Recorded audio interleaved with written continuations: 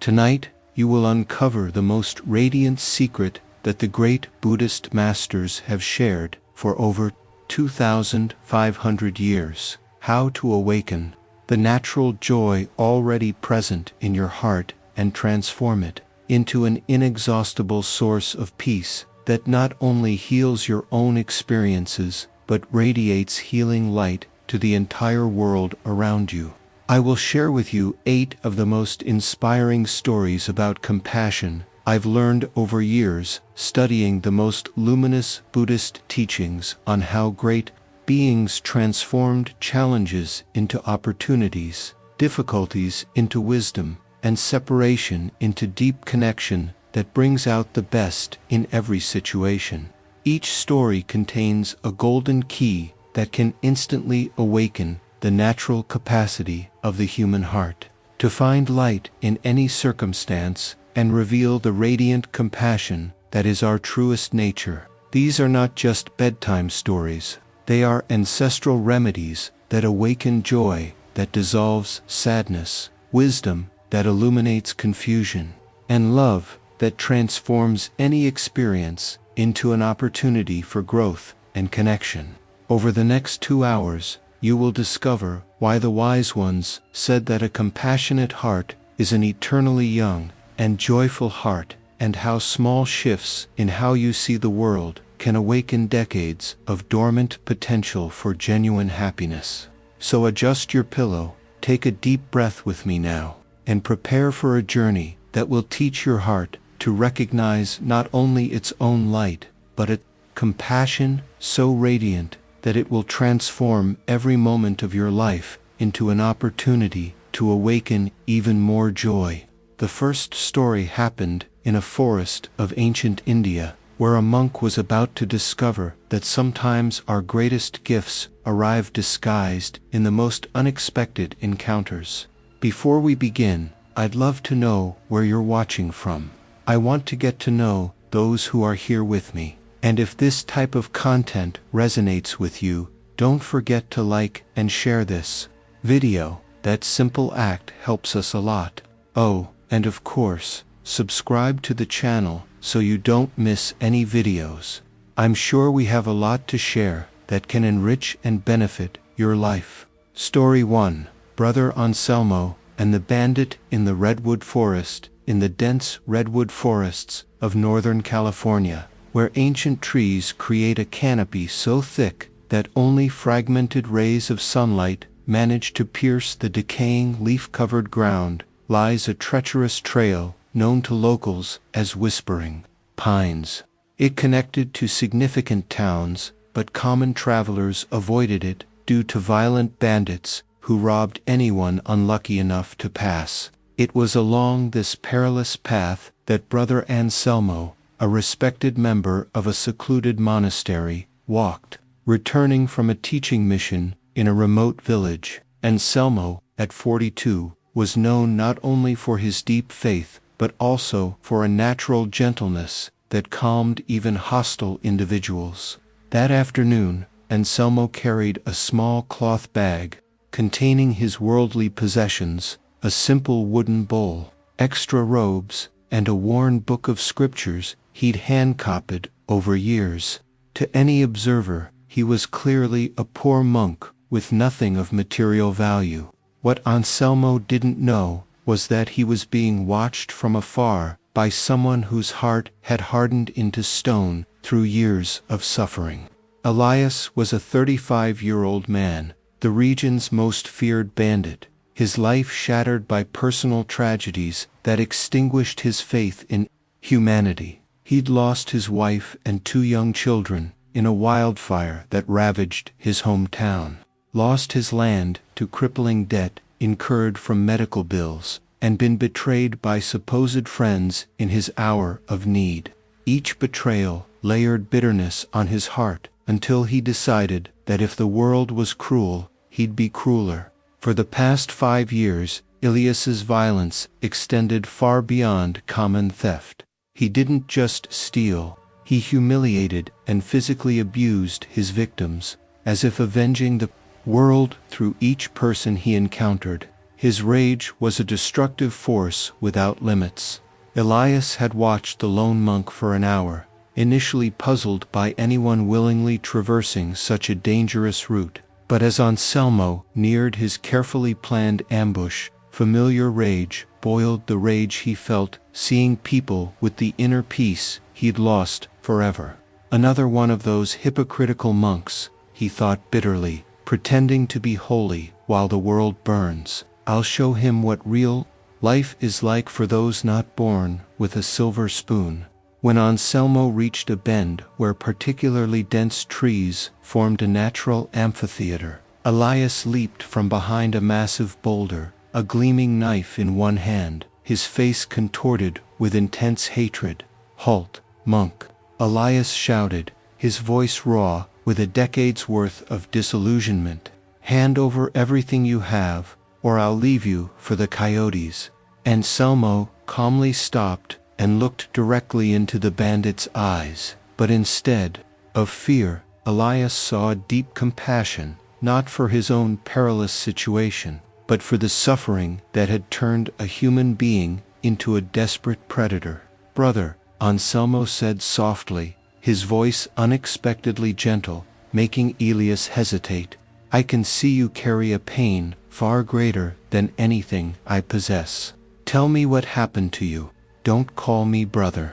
Elias exploded, though confusion laced his anger. "You don't know me. Give me your bag, or I—" "Take my bag, if you wish," Anselmo interrupted calmly, placing it on the ground. "It holds only old robes and scriptures. Nothing that could ease the hunger I see in your eyes." Elias was momentarily stunned. In 5 years of robberies, no victim had reacted this way. Some begged, some bargained, many froze in terror, but none had shown concern for him. "What kind of trick is this?" Elias asked suspiciously, knife still pointed, "Trying to distract me until someone arrives." "No trick," Anselmo replied, sitting calmly, as if in friendly conversation rather than being robbed. "I recognize someone deeply wounded. I imagine you weren't born wanting to be a thief." Something in Anselmo's genuine voice, combined with his lack of fear or judgment, touched a buried part of Elias's heart. Against instinct, he lowered his weapon slightly. "What do you know about being wounded?" Elias asked, his voice less aggressive. "You probably grew up sheltered in a monastery, never knowing true deprivation or betrayal." "I haven't experienced your specific suffering," Anselmo admitted honestly, "but I know those who faced devastating loss. When someone hurts others, it's often because they carry even greater pain within." "You know nothing about my life," Elias shouted, tears welling in his eyes for the first time in years. "Then tell me," Anselmo said gently, "not to judge, but to understand. When was the last time someone truly listened?" Something extraordinary happened, changing both their lives. Elias, a symbol of violence, slowly sat down and began telling his story to a stranger who should have been another victim. He spoke of his wife, Clara, who died in his arms during the fire, whispering words of love. He spoke of his children, Matteo and Sofia, who succumbed days later, leaving him alone in a meaningless world. He spoke of losing his land, of friends who vanished when he needed them most, and relatives who blamed him for his family's death. As Elias spoke, years of repressed pain flowed through tears he'd forbidden himself to shed. Anselmo listened attentively, never interrupting, offering silent witness to the suffering that had turned a loving father into a desperate predator. When Elias finished, they sat in silence, the forest sounds, birds singing, leaves whispering, distant water, a gentle soundtrack to the transformation between two human beings who'd met under the most unlikely circumstances. Elias Anselmo finally said, "Suffering is inevitable. We all lose loved ones, face disappointments, experience betrayal and injustice. But there are two kinds of suffering: suffering that teaches compassion, and suffering that teaches cruelty. When we suffer and allow it to open our hearts to the pain of others, we discover a deep connection. But when suffering hardens our hearts, we become prisoners of our bitterness. You chose the second path for 5 years, and I understand why. When in deep pain, it seems natural to want others to feel pain too.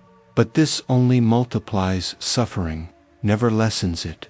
What do you suggest I do? Elias asked, with a mix of hopelessness and genuine curiosity. How can I forgive a world that took everything?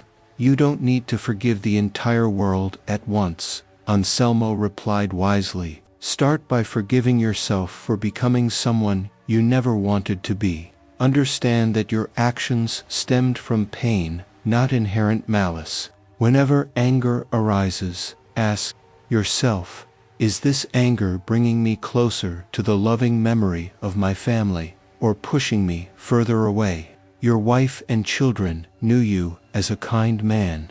Every act of compassion honors their memory and keeps alive the purest part of who you were.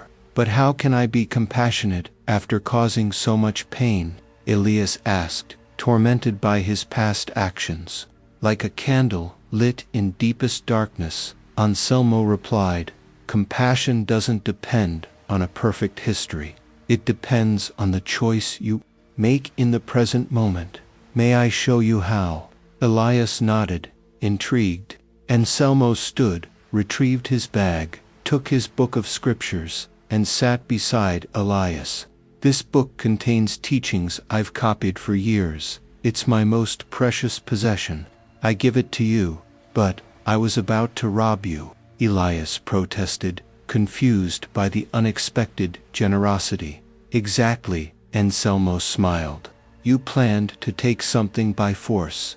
Instead, I offer something far more valuable, not just this book, but my faith in your ability to transform. Each time you look at these teachings, remember that compassion can transform any situation, no matter how desperate. And remember that a monk who should have feared you instead saw the hidden goodness in your heart. Elias took the book with trembling hands, feeling the weight of decades of wisdom. I can't read, he admitted, ashamed. This will be your first journey of transformation, Anselmo replied. Learn to read so you can understand these teachings. As you learn, practice small acts of kindness, help a lost traveler, share food with someone hungry, protect the weak instead of exploiting them. With each compassionate act, you'll discover that the pain in your heart doesn't disappear, but transforms. Instead of infecting everything, it becomes a source of wisdom that helps you recognize and alleviate the suffering of others. In the following months, something extraordinary happened. Stories circulated about a mysterious man protecting travelers instead of robbing them, sharing food with the hungry, known as the guardian of whispering pines. Elias built a small cabin near the trail, offering shelter and food to travelers, funding his actions through honest work as a guide for merchants. He learned to read with the help of a village scribe, spending his nights studying Anselmo's teachings. Most importantly, he discovered Anselmo was right. Each act of compassion didn't lessen his pain, but transformed it, connecting the memory of his family to meaningful service to the living. A year later, Anselmo returned and was greeted by Elias, transformed physically and emotionally. His face no longer held bitterness, but a serenity born of renewed purpose. Brother Anselmo, Elias said, bowing respectfully, I've come here daily for a year, hoping to thank the man who saved me from myself. I didn't save you, Anselmo replied humbly. I saw the goodness always present in your heart, even when buried under years of pain. You chose to unearth it and offer it to the world. Years later, when Elias became a respected elder, he kept a small piece of redwood from the forest where he'd met Anselmo. When students arrived, tormented by anger, he told the story of how a monk chose to see humanity instead of reputation, potential instead of past. Compassion, he taught, isn't just a pleasant feeling. It's a way of seeing that reveals the hidden abundance, always around us, but becomes invisible when we stop paying conscious attention to opportunities to alleviate suffering. Today, when you encounter someone unkind, hostile, or cruel, someone who evokes anger or fear, remember the redwood forest where Anselmo met Elias. Remember that every person acting harmfully carries some pain they haven't learned to transform into wisdom. This doesn't mean accepting abusive behavior or putting yourself in unnecessary danger. It means that even when you need to set boundaries or protect yourself, you can do so from a place of compassion instead of hatred. When you can see that the cruelty of others is a symptom of their own unhealed pain, it doesn't justify their actions, but it frees you from the burden of carrying anger that only multiplies suffering in the world. And sometimes, like in the redwood forests of California, a moment of true compassion can transform not just one heart, but echo through generations in waves of healing that never end. Story 2.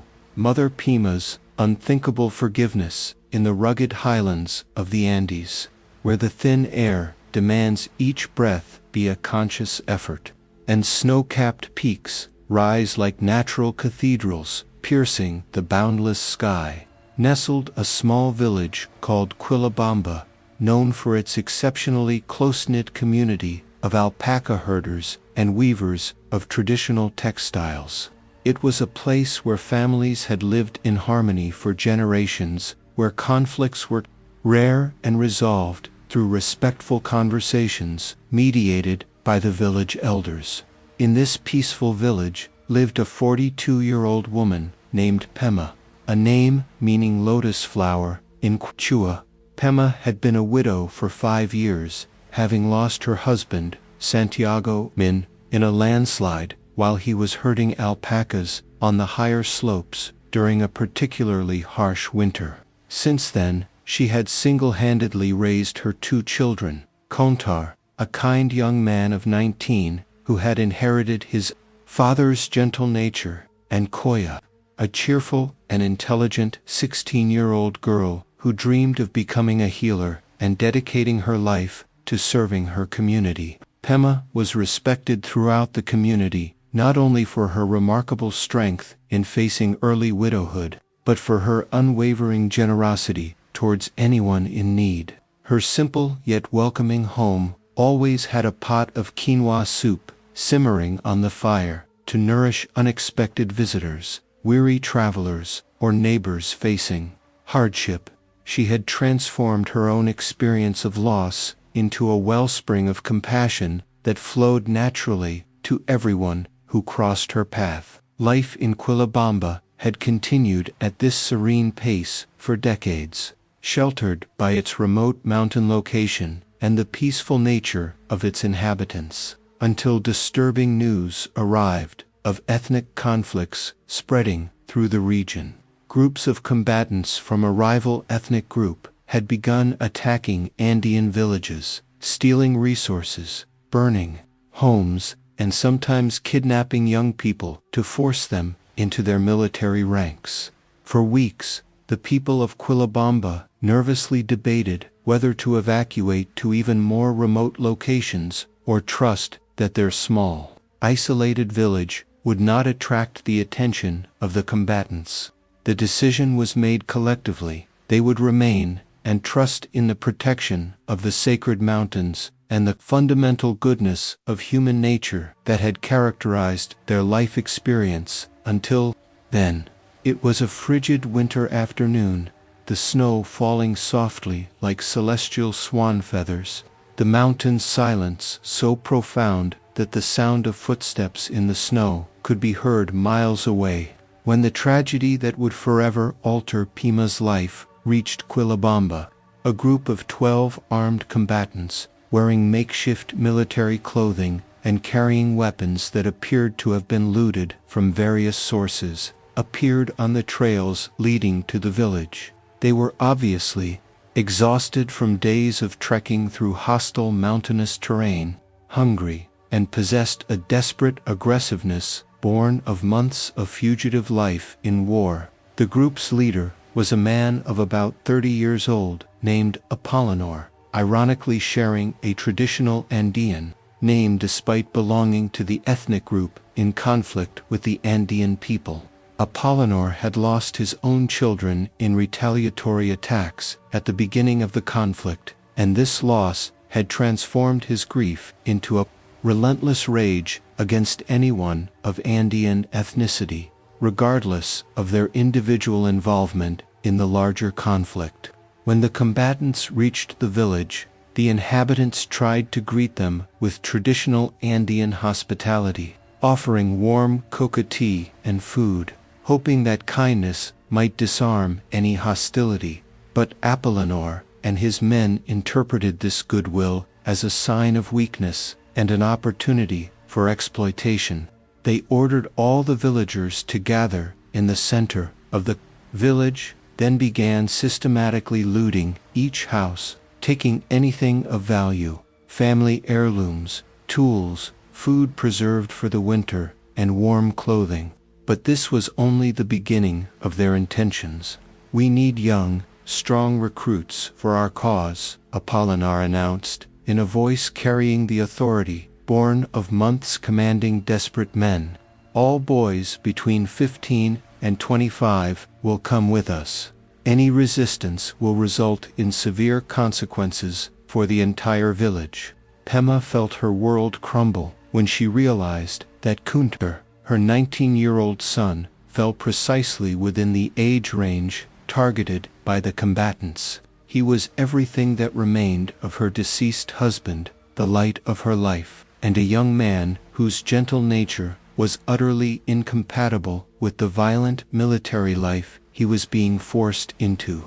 "Please," Pema approached Apollinaire, speaking with a combination of dignity and supplication, born of years of experience dealing with adversity. "My son is all I have left in the world. He has never harmed anyone and has no experience or aptitude for military life. I can offer anything else: our alpacas, our home, all our possessions, if you will let him stay." Apollinaire looked at Pema with eyes that had been hardened by months of conflict and personal loss. "Do you think your pain is special?" he said with calculated cruelty. "I had children too. They were killed by people of your ethnicity. Now you will experience what it's like to lose those you love." "But we have never participated in any conflict," Pema protested, her voice beginning to tremble with growing despair. "We have lived peacefully in this village for generations. We have never harmed anyone." "That doesn't matter," Apollinaire replied coldly. "You are Andean, and that is enough." Despite the pleas of Pema and other parents in the village, 7 young men were forced to join the group of combatants, including Kanto. Pema watched with a breaking heart as her gentle son was dragged away, his eyes filled with tears and terror, unable to comprehend how the world had suddenly become so cruel and senseless. But Pema's tragedy was only beginning.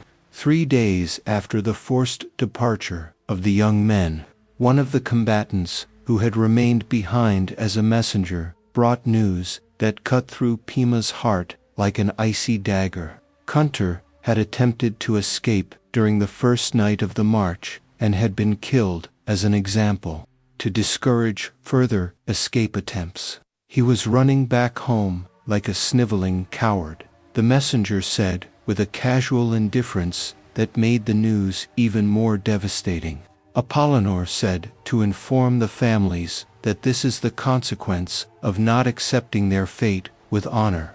Pema collapsed on the snow-covered ground, a cry of pain so profound that it seemed to come from dimensions beyond common human experience, echoing through the silent mountains. It was the second time in 5 years that she had lost the most important person in her life, but this time the loss had been caused not by a natural accident, but by deliberate human cruelty. For weeks after receiving the terrible news, Pema remained in a state of shock and despair that deeply worried the entire community of Quillabamba. She stopped eating regularly, stopped maintaining her home, and spent hours sitting in the snow, looking in the direction Kunter had been taken, as if her vigil could somehow bring him back. Mother, Koya tried to console her daily, her own tears freezing on her young face. You still have me. We need to take care of each other now. But Pema seemed to have lost the ability to connect with anything beyond her pain. The wellspring of compassion that had been her most striking characteristic throughout her adult life seemed to have completely dried up, leaving only an emotional desert of rage, despair, and thirst for revenge. Why did this happen to us? She murmured repeatedly. What did we do to deserve so much cruelty? How can there be justice in the universe if innocent people suffer while murderers thrive? It was during the 3rd week after the news of Kunter's death that something unexpected happened that would begin the most difficult and transformative process of Pema's life. Yakumama, a respected teacher from a nearby community who occasionally visited Quillabamba to offer spiritual guidance, arrived in the village for one of her regular visits. Yakumama was a 60-year-old woman who had dedicated for decades to the study and practice of Andean spiritual teachings on compassion, but who had also faced her own devastating losses during her life. She had lost her own family under similar circumstances years before, and had transformed that experience of extreme suffering into a source of healing wisdom that helped others navigate through their own tragedies. Pema, she said softly, sitting beside her in the snow in front of her house, I came to offer not empty words of consolation, but my silent presence with your pain. There is nothing I can say that will make the loss of Kunter less real or less painful. For the first time in weeks, Pema looked directly into another person's eyes. Yakumama, she said, in a voice choked with unshed tears. How can I continue living when the person who gave meaning to my life was taken from me by someone who didn't even know him? How can I find any purpose when the world allows innocence to be destroyed by gratuitous malice? These are the most important questions any human being can ask. The Yakumama replied with honesty that completely validated her pain. And there are no simple answers that can instantly alleviate the weight you are carrying. But I can share something I have learned through my own experience with devastating loss. There is a difference between carrying pain that teaches us compassion and carrying pain that teaches us bitterness.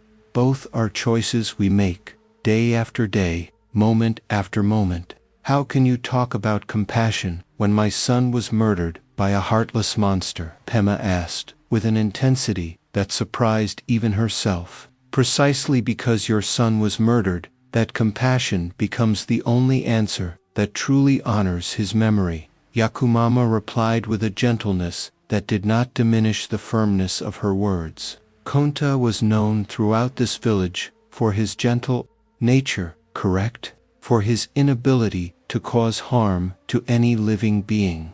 Yes, Pema replied, her first true tears beginning to flow. He couldn't even kill insects that entered our house. He said that all life was too sacred to be destroyed unnecessarily. Then tell me, if Kunter could speak to you now, what would he say about allowing his murder to transform his loving mother's heart into a source of hatred?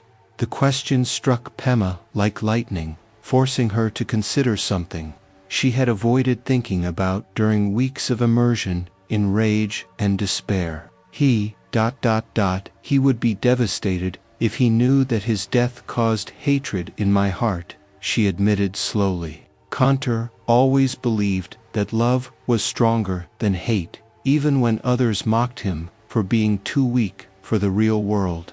Then you have a profound choice to make, Yakomama said. You can allow Kantar's murder to also kill the compassionate part of who you are, which would mean that a destroyed not only your son, but also transformed you into someone Kantar wouldn't recognize. Or you can choose to honor Kantar's memory by keeping alive the compassion he embodied, even in the face of the worst imaginable act of cruelty. During the following days, Pema struggled intensely with the concepts that Yakomama had presented. Part of her wanted to reject them completely and cling to the rage that at least offered the temporary relief of having a clear target for her pain. But another part, the part that had known and loved Kantar for 19 years, recognized that he truly would be devastated if his death resulted in the transformation of his kind mother into a person consumed by hatred. It was during a particularly difficult night, when Pema was sitting alone, looking at the stars shining with extraordinary clarity in the thin mountain air, that she made the most courageous decision of her life. Kantar, she whispered to the infinite sky, if you can, hear me from wherever you are now. I promise that I will not let your death turn my heart to stone. I don't know how yet, but I will find a way to honor your memory through compassion, not revenge. In that moment of promise made under the stars, something fundamental changed in Pema's heart. The pain of losing Kantar did not diminish. If anything, it became even more intense as she stopped using rage to mask it. But along with the pain came something new, a determination to transform her personal tragedy into something that could serve a greater purpose. 6 months later, news reached the village that would change everything again. Apollonor had been captured by government forces in a distant region. During his interrogation, he had confessed not only to the murder of Kantar, but also to other war crimes he had committed during months of conflict. He was being held in a prison in the regional capital, awaiting a trial that would likely result in execution. This is your chance for justice, some villagers said to Pema. You can testify at his trial and ensure that he pays completely for what he did. But instead of feeling satisfaction at Apollonor's capture, Pema experienced something completely unexpected, a profound sadness for the chain of suffering that had destroyed so many lives, including apparently the life of Apollonor himself. Yakomama, she said after days of intense reflection, I need to do something that will seem crazy to everyone.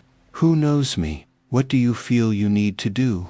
I need to visit Apollonor in prison. The 3-day journey to the regional capital was one of the most difficult Pema had ever undertaken, not only physically but emotionally. With every kilometer closer to her meeting with Lobsang, doubt gnawed at Pema. Waves of anger, fear, and nausea crashed over her whenever she imagined facing her son's killer. The meeting was arranged in a small, windowless room in the Kathmandu Correctional Facility. Lobsang sat behind thick iron bars, Pema in a simple wooden chair several feet away. She didn't know what to expect, but certainly not the ravaged man before her. Lobsang had aged drastically in the 6 months since he'd been apprehended near Pokhara. His hair was streaked with gray, his face etched with deep lines of suffering, his eyes holding a palpable despair. He wasn't the confident, cruel military leader who had terrorized her village, but a man broken by the weight of his actions. When the guards announced a visitor, Lobsang looked up and recognized Pema instantly. Shock rippled across his face, followed by what seemed like profound shame. Why are you here? He whispered, his voice cracking. To curse me, to tell me what everyone else has, that I'm a monster. I came, Pema said, her voice trembling but firm, to try and understand how we reached this point. where you killed my son, and ruined your own life in the process. Lobsang stared at her, incredulously. You didn't come to curse me. There are enough curses in this situation already, Pema replied. I came because I need to know. You have children, had children. How could you kill another mother's son? The question hit Lobsang like a physical blow. He buried his face in his hands and began to shake, the sobs he'd suppressed for months finally breaking free. I had 2 children, he choked out, tears streaming down his face. Tenzin, 8, and Young Chen, 5. They were killed when our village was attacked by soldiers. Killed because someone decided that our ethnicity made them enemies. After I found them, after I buried my own children with these hands, something died inside me. The pain was so immense, I thought I'd go mad unless I found someone to blame, someone to suffer as I was suffering. When I reached your village and saw those young Nepali boys, the age my children, would have been rage-consumed any humanity left in me. I wanted you to feel what I felt. I wanted to spread my pain because I couldn't bear it alone. But since I killed your son, since I saw the terror in his eyes as he realized he was going to die, I haven't slept a single night without seeing his face. I realized too late I wasn't avenging my children's deaths. I was becoming like them. I was perpetuating the very cruelty that destroyed my own family. Pema listened in silence, a complex mix of emotions swirling within her. There was rage for what he'd done to Norbu, sadness at the obvious pain that had driven him to such cruelty, and something Mara, recognition that they were both parents devastated by loss, responding to that pain in radically different ways. Lobsang, she said finally, you stole the most precious person in my life. Nothing you say can change that or lessen my pain. I know, he whispered. I don't deserve forgiveness. I know I deserve to die for what I did. But, Pema continued, her next words surprising even herself, seeing you now, hearing about your own lost children. I understand something I didn't want to understand. You're not the monster I imagined. You're a broken father who made terrible choices because he didn't know how to turn pain into anything other than vengeance. How can you speak to me with any kindness after what I did? Because Pema said, tears now flowing freely down her cheeks. My son Norbu believed that every human being, no matter how lost, still carries a spark of goodness that can be awakened through compassion. I'm here because I want to honor his belief.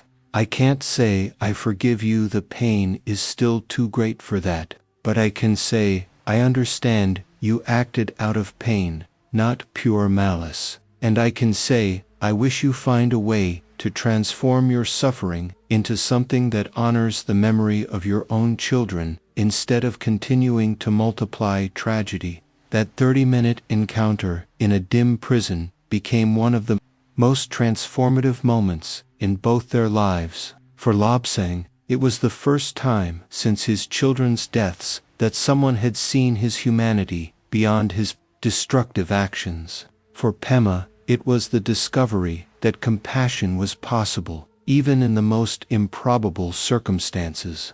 In the following months, something extraordinary happened. Pema began visiting Lobsang regularly, not as a friend, but as someone committed to breaking the cycle of hatred that had destroyed so many lives.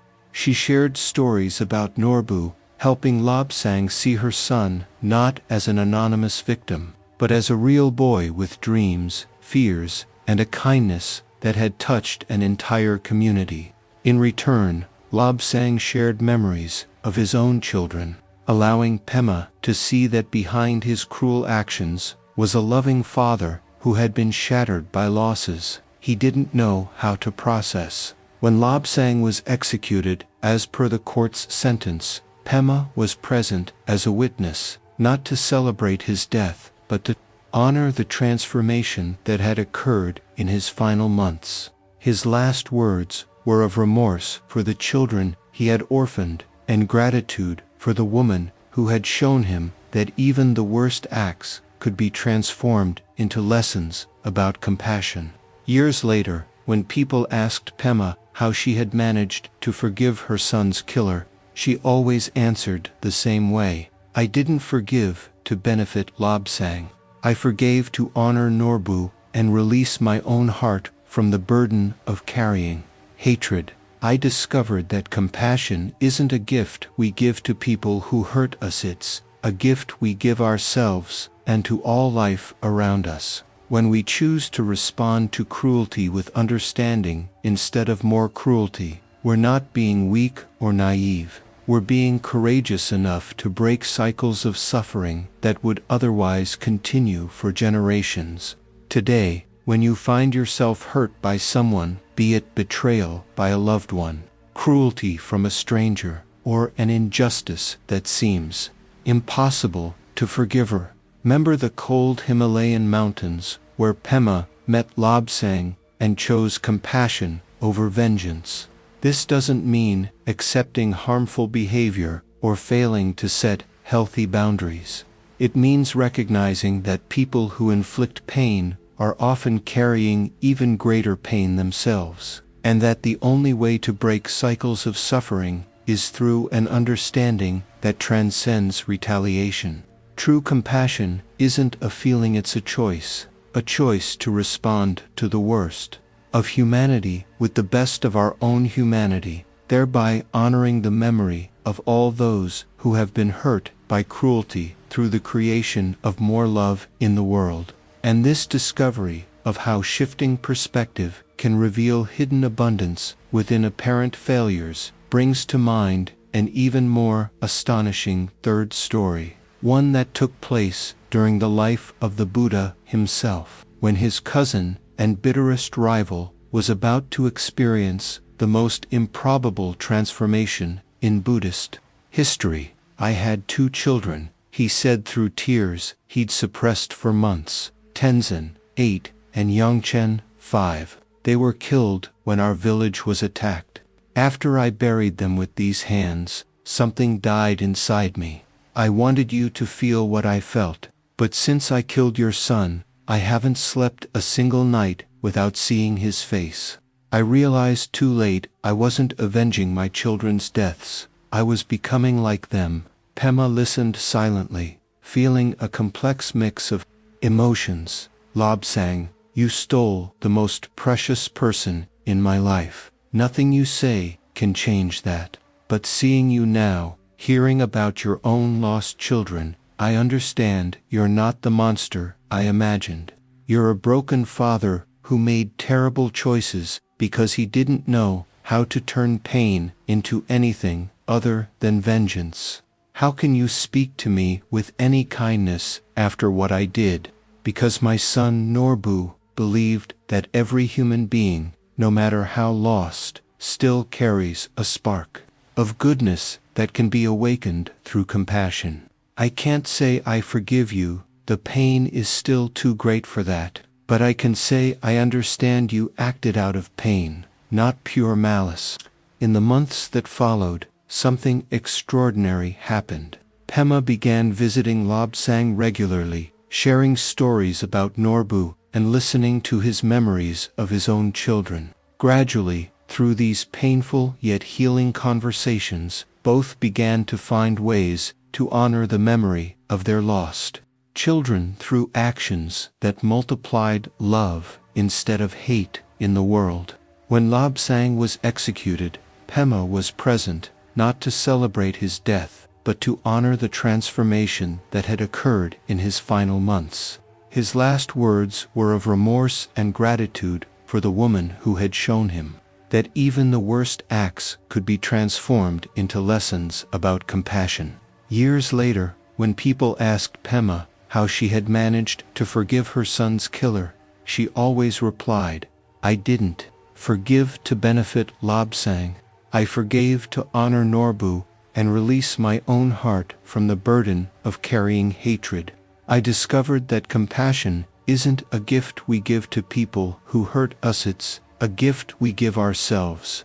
Today, when you find yourself hurt by someone, be it betrayal by a loved one, cruelty from a stranger, or an injustice that seems impossible to forgive, remember the cold Himalayan mountains where Pema met Lobsang and chose compassion over vengeance. True compassion isn't a feeling, it's a choice to respond to the worst of humanity with the best of our own humanity. And this discovery of how a shift in perspective can reveal hidden abundance within apparent failures brings to mind an even more astonishing third story, one that took place during the life of the Buddha himself, when his cousin and bitterest rival was about to experience the most improbable transformation in Buddhist history. Story 3. The Cruel Master. Devadatta's transformation. In the city of Ayodhya, birthplace of the Enlightened One, stood golden palaces mirroring the sun like celestial lights, and gardens perfuming the air with the year-round fragrance of jasmine and roses. It was a place of extraordinary beauty, but also of intense political rivalries among members of the Shakya royal family, constantly vying for power, recognition, and the king's favor. In this environment of luxury and tension lived Devadatta, a cousin of the Enlightened One, a 30-5-year-old man whose physical beauty was legendary throughout the region. Devadatta possessed muscles defined like marble sculptures, a face that made maidens sigh as he walked the streets, and a sharp intellect that allowed him to master any discipline he chose to study. He was considered by many to be the most talented young man of his generation. But behind this outward perfection lay a deep wound Devadatta carried since childhood, the constant shadow of always being second best compared to his cousin Siddhartha, who would later become the Enlightened One. In everything, Devadatta attempted martial arts, philosophical studies, romantic pursuits, political leadership. Siddhartha always seemed to excel effortlessly, gaining admiration that Devadatta felt he deserved more. When Siddhartha renounced the palace to seek spiritual enlightenment, Devadatta initially felt relief, thinking he would finally have the opportunity to shine without constant comparison. But when news arrived that Siddhartha had become the Enlightened One, the Awakened One, and was attracting thousands of followers with his revolutionary teachings, Devadatta's envy transformed into something far darker and more obsessive. How can it be that someone who renounced everything is considered more important than those of us who remain fulfilling our royal responsibilities? Devadatta muttered to his confidants, bitterness growing like poison in his heart. What kind of wisdom can come from someone who abandoned family, duties, and social standing to live as a beggar, determined to prove superior to his cousin in at least one aspect? Devadatta began studying the same spiritual texts he'd heard the Enlightened One taught. He discovered he possessed an extraordinary natural aptitude for meditative practices and, within months, had developed impressive psychic abilities, telepathy, clairvoyance, and the capacity for levitation that left observers speechless with admiration. But instead of using these abilities for compassionate service, Devadatta employed them to gain personal admiration and political power. He presented himself publicly as a great spiritual master, performing spectacular demonstrations of psychic powers that attracted crowds and garnered followers who revered him as a near-divine being. "Behold, true spiritual power," he declared during his public displays, levitating meters above the ground as crowds prostrated themselves in awe. This is the result of true discipline, not the wandering life of beggars preaching poverty and humility. As Devadatta's fame grew, so did his obsession with publicly surpassing the Enlightened One. He began spreading rumors that his cousin's teachings were weak and inadequate, that true enlightenment required demonstrations of power, not simple, compassionate wisdom. The Enlightened One teaches that suffering can be overcome through understanding and renunciation, Devadatta told anyone who would listen. But I demonstrate that it can be overcome through absolute control over the forces of nature. Who represents true spiritual progress? The one who submits to human limitations, or the one who transcends them? Eventually, the rivalry between the cousins came to the attention of both, and the Enlightened One, with his characteristic wisdom, decided to visit Devadatta personally to try to reconcile the situation before it caused further division in the community. The meeting took place in the palace gardens where they both had grown up, under a young Bodhi tree that the Enlightened One had planted during his last family visit years before. It was a golden afternoon, the air perfumed with incense burning in nearby temples, the sound of distant bells creating an almost magical soundtrack for this historic reunion.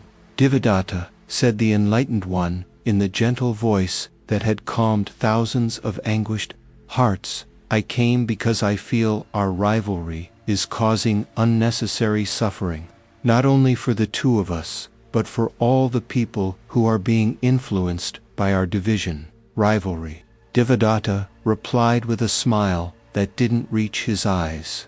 There is no rivalry between us, cousin. There is simply recognition that there are different paths to transcendence, and that some are more powerful than others. To prove his point, Devadatta closed his eyes and began to levitate slowly, his body rising until he was suspended 3 meters above the ground, glowing with a golden light emanating from his skin. Can you do that, Enlightened One? Devadatta asked with growing arrogance. Can you demonstrate control over the physical laws of the universe? The Enlightened One looked at his levitating cousin, and instead of competing with a similar display of power, simply smiled with a profound sadness that touched something long buried in Devadatta's heart. Enlightened One said softly, you have developed extraordinary abilities, and I recognize the immense discipline it must have required. But tell me, have these abilities brought peace to your heart?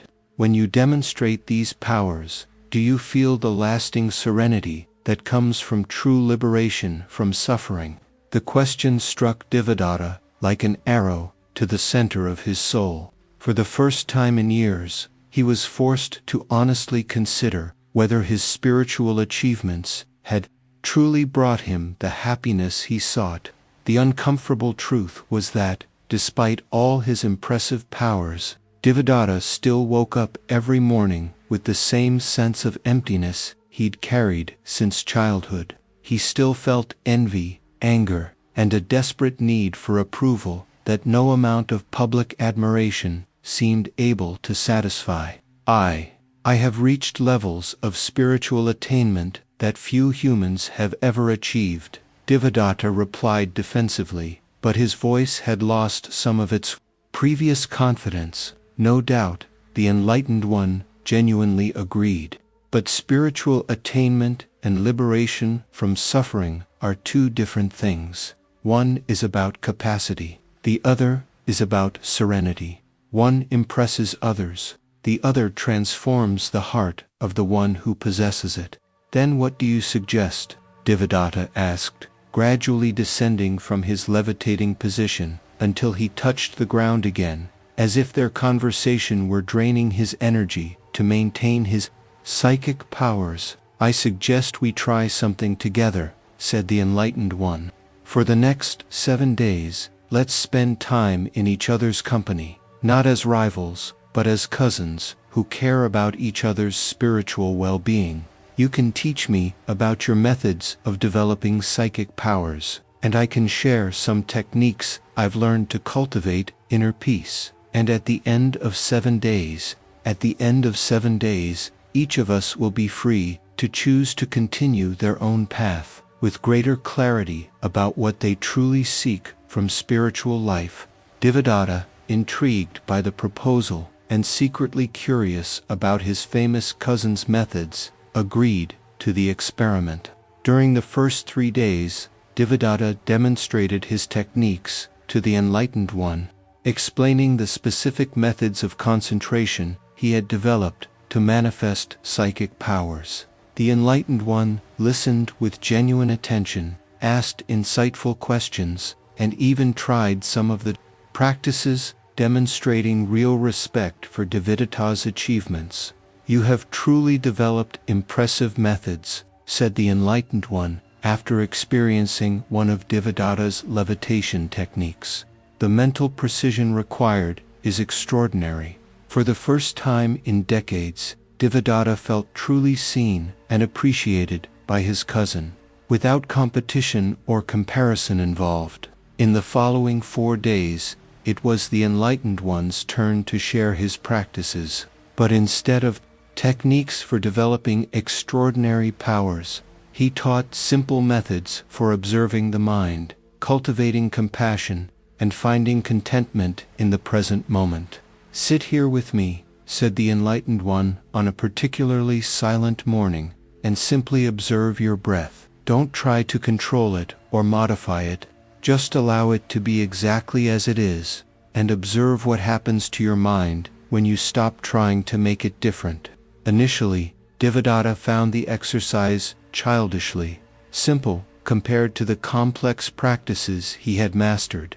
But as he continued, something unexpected began to happen. For the first time in years, his mind began to calm naturally, without forced effort or intense mental control. "This is strange," Devadatta admitted after 20 minutes of simple meditation. "I feel a kind of peace I never experience even after hours of more advanced practices." "The peace you are feeling," the Enlightened One explained, "comes from stopping fighting against the present moment. When we constantly try to demonstrate control over our experience, we create subtle tension that prevents natural serenity from arising." "But how can this be considered spiritual attainment if it doesn't require any special skill?" "Perhaps," the Enlightened One gently suggested, "the greatest spiritual skill is the ability to be completely present without needing to prove anything to yourself or others." During the next sessions, Devadatta experienced compassion techniques the Enlightened One had developed. Instead of focusing on transcending human limitations, these practices involve deeply embracing the shared human experience of vulnerability, impermanence, and interdependence. "Bring to mind someone you love unconditionally," the Enlightened One instructed during one of the sessions, "and allow that love to completely fill your heart. Then, gradually, extend that same quality of love to people you consider neutral. Finally, see if you can offer that same kindness to people who arouse irritation or competitiveness in you." When Devadatta tried to send genuine compassion to people he considered rivals or inferiors, something profound moved in his heart. He realized he had spent decades focusing on how to distinguish himself from others, instead of recognizing the fundamental connections he shared with all sentient life. Cousin Devadatta said on the last night of their 7-day experiment, "I must admit, something I never thought I would say. Your practices are more difficult than mine." "How so?"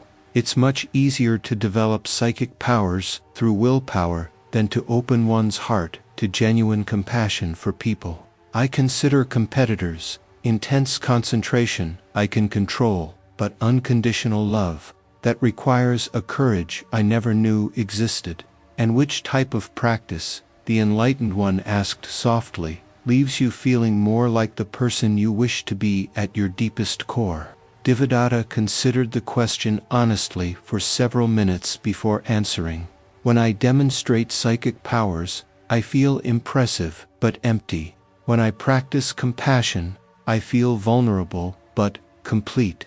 "Then you have discovered something about the nature of true spiritual attainment," the Enlightened One observed.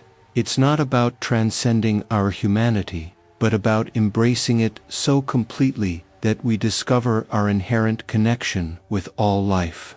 In the following years, Devadatta underwent a gradual but profound transformation. He didn't completely abandon his psychic abilities, but he began using them differently, not to impress or compete, but to serve people in need of healing or guidance.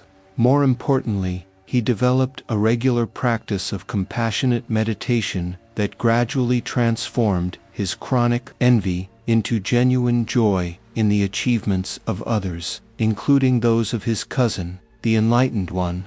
I used to think that spirituality meant becoming superior to other human beings, Devadatta wrote in one of his later texts that became classics of Buddhist literature. I discovered that it means recognizing our shared humanity so deeply that the boundaries between I and others begin to dissolve naturally. True spiritual power doesn't come from controlling external forces, but from allowing unconditional love to transform the quality of our inner experience, radiating outwards to all our relationships with the world.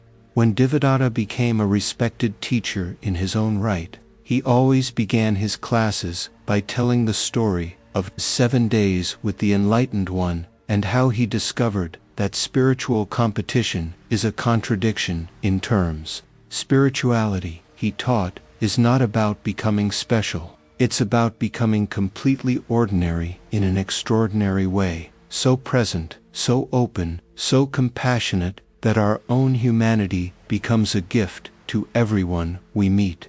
Today, when you find yourself comparing your spiritual, material, or personal progress with that of others, remember the fragrant gardens where Devadatta discovered that true attainment comes not from surpassing others, but from embracing our shared humanity so completely that competition becomes irrelevant. When you feel envy of another's success, pause and ask yourself, is this comparison bringing me closer to the person I want to be, or pushing me further away? Use the achievements of others as inspiration for your own growth, not as evidence of your inadequacy. And remember that what you most admire in others is often a reflection of qualities that already exist within you, waiting to be developed through patient practice and genuine self-compassion. This revelation about how compassion transforms rivalry into spiritual collaboration reminds me of an even more touching fourth story, which took place in a village where an entire community was forced to choose between vengeance and forgiveness when they faced their greatest test of faith. Story 4. The village that welcomed the enemy in the rolling hills of central Mexico, where cornfields stretch like golden carpets as far as the eye can see, and clear streams meander through valleys dotted with agave plants, lay a thriving village called Xochimilco de la Paz, meaning Xochimilco of peace. It was a name bestowed 3 generations prior by the community's founders, refugees from diverse backgrounds, who had united to create a place where diversity was celebrated as strength, not feared as a threat.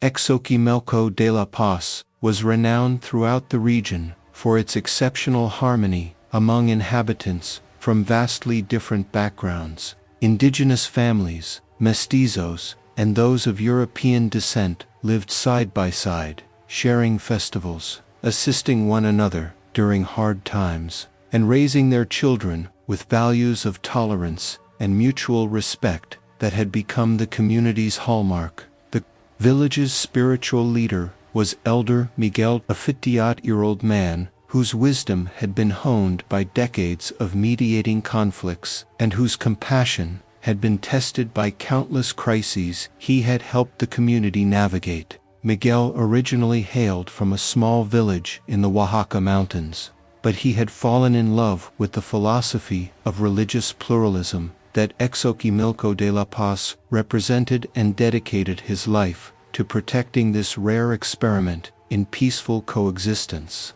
Our village is like a garden where different flowers bloom together. Miguel often taught during his weekly talks in the community's central plaza. Each tradition brings its unique colors and fragrances, but together they create a beauty none could achieve alone. For 15 years, Xochimilco de la Paz had flourished under this philosophy of unity in diversity. Children grew up bilingual or even trilingual. Families adopted spiritual practices from traditions different from their own, and agricultural innovations arose from the blending of ancestral knowledge from various cultures. But this carefully cultivated peace was about to face its most severe test. News began trickling in of ethnic and religious conflicts spreading through neighboring regions. Extremist groups from various factions had begun attacking communities they deemed traitors to their respective pure traditions, and mixed villages like Xochimilco de la Paz were becoming specific targets of violence. They say communities like ours are a betrayal of ancestral traditions, reported a merchant who had arrived from a conflict-affected region, his voice trembling with palpable fear. They say mixing religions weakens them all, and that they need to purify the land of corrupting influences. For weeks, the inhabitants of Xochimilco de la Paz debated how to respond to the growing threats. Some suggested they should arm themselves for defense. Others proposed that each family should return to their ancestral regions of origin, where it would be safer to live among their own people. Perhaps the time has come to admit that our experiment, while beautiful in theory, isn't sustainable in the real world, said Isabella, one of the village's original founders, during a particularly tense community meeting. If our diversity is making us targets of violence, perhaps it's our responsibility to protect our families through separation. But Elder Miguel proposed a radical alternative that shocked many in the community. What if, he said one night, as a full moon illuminated the central plaza where the entire village had gathered, instead of abandoning our values when they are tested, we deepened them even further? What if our response to threats of hatred was an even greater demonstration of compassion? What are you suggesting? Asked Ricardo, a young father visibly tormented by the prospect of putting his children in danger. I'm suggesting that if extremist groups come to our village, we receive them not as enemies, but as lost human beings consumed by fear and hatred, that we offer hospitality instead of resistance, understanding instead of retaliation. The silence that followed this proposal was so thick it could be felt physically. Most villagers stared at Miguel as if he had suggested they throw themselves off a cliff. Elder, said Sophia, a mother of 3 young children, with all due respect for your wisdom, isn't this dangerous idealism? These people come intending to destroy us. How can we respond with hospitality? Because, Miguel replied with a calmness that stood in stark contrast to the tension in the crowd. Genuine hospitality has a power that violence never will. When someone arrives expecting to find enemies and finds only human beings offering sincere kindness, something fundamental shifts in their perception. But what if it doesn't work? Insisted Ricardo. What if they interpret our kindness as weakness and attack us anyway? Then at least we will die as the people we chose to be, Miguel replied simply, instead of becoming what we most fear. And perhaps our choice to respond with compassion, even in the face of death, will inspire others to believe that another world is possible. The debate continued for several nights, with the community divided between those who found Miguel's proposal inspiringly courageous and those who considered it irresponsibly dangerous.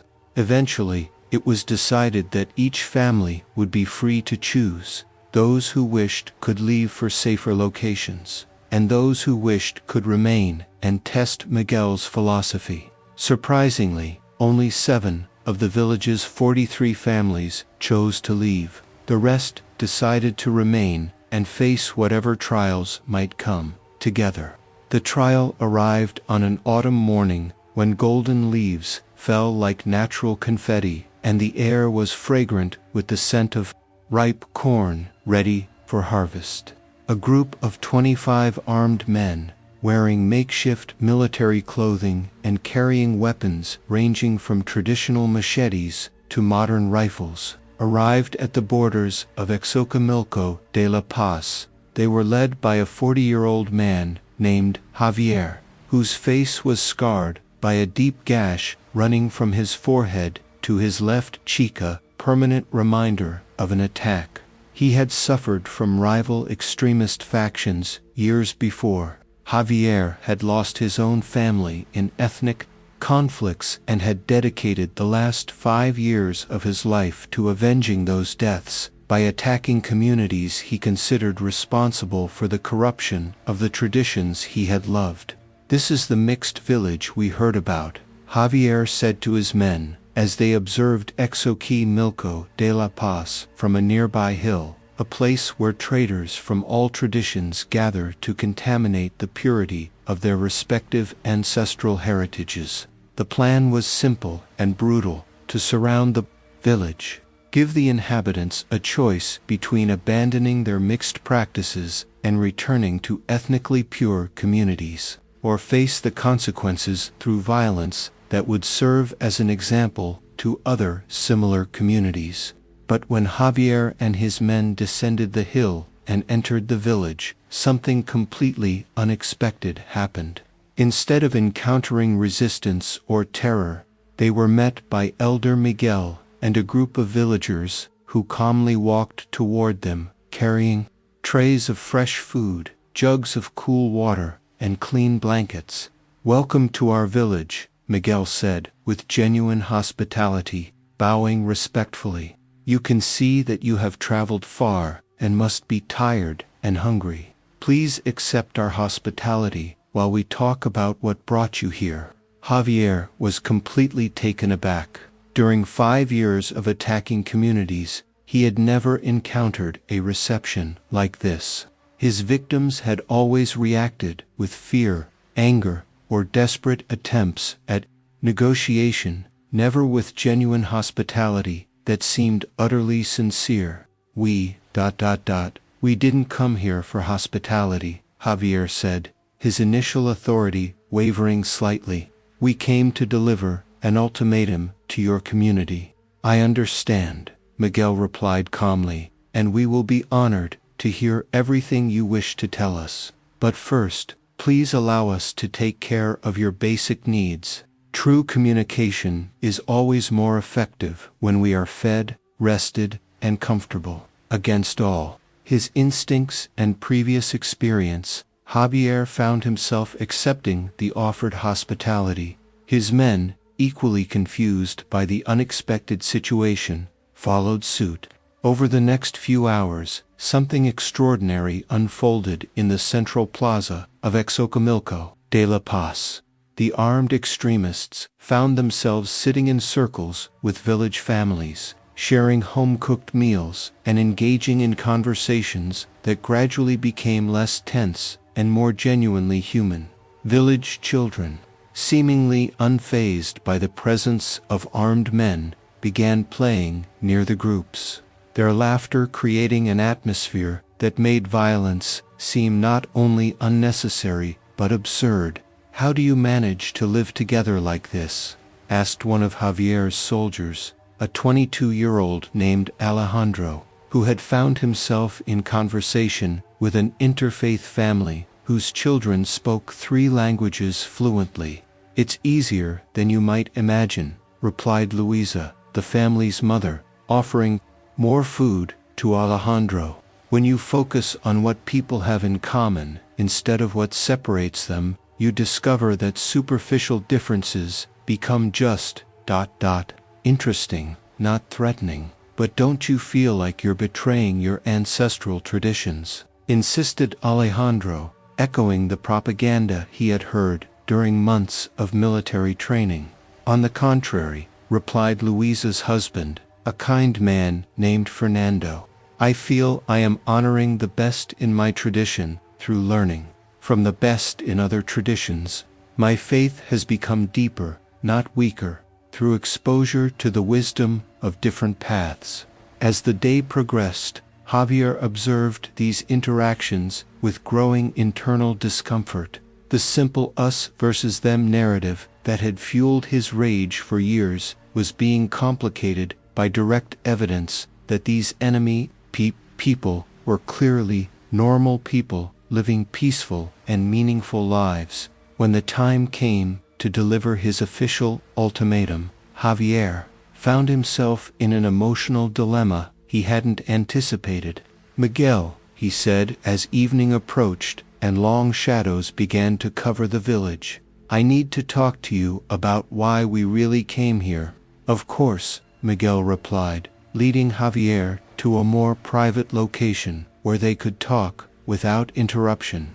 We were sent to give your community an ultimatum, Javier began, but his voice had lost the authoritarian aggressiveness with which he had begun the day. Our organization considers mixed communities like yours a threat to cultural purity, and our mission was to force you to separate voluntarily or face severe consequences. I understand, Miguel said calmly. And what is your personal assessment now that you've spent time with us? The question forced Javier to honestly confront what he had observed during the last few hours. I expected to find weak, confused people without true convictions.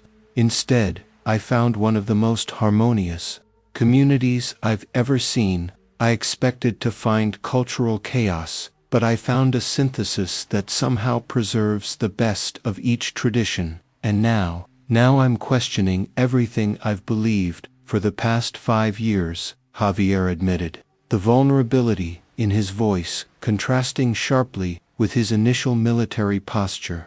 May I ask, what truly motivated you to join an organization dedicated to attacking peaceful communities?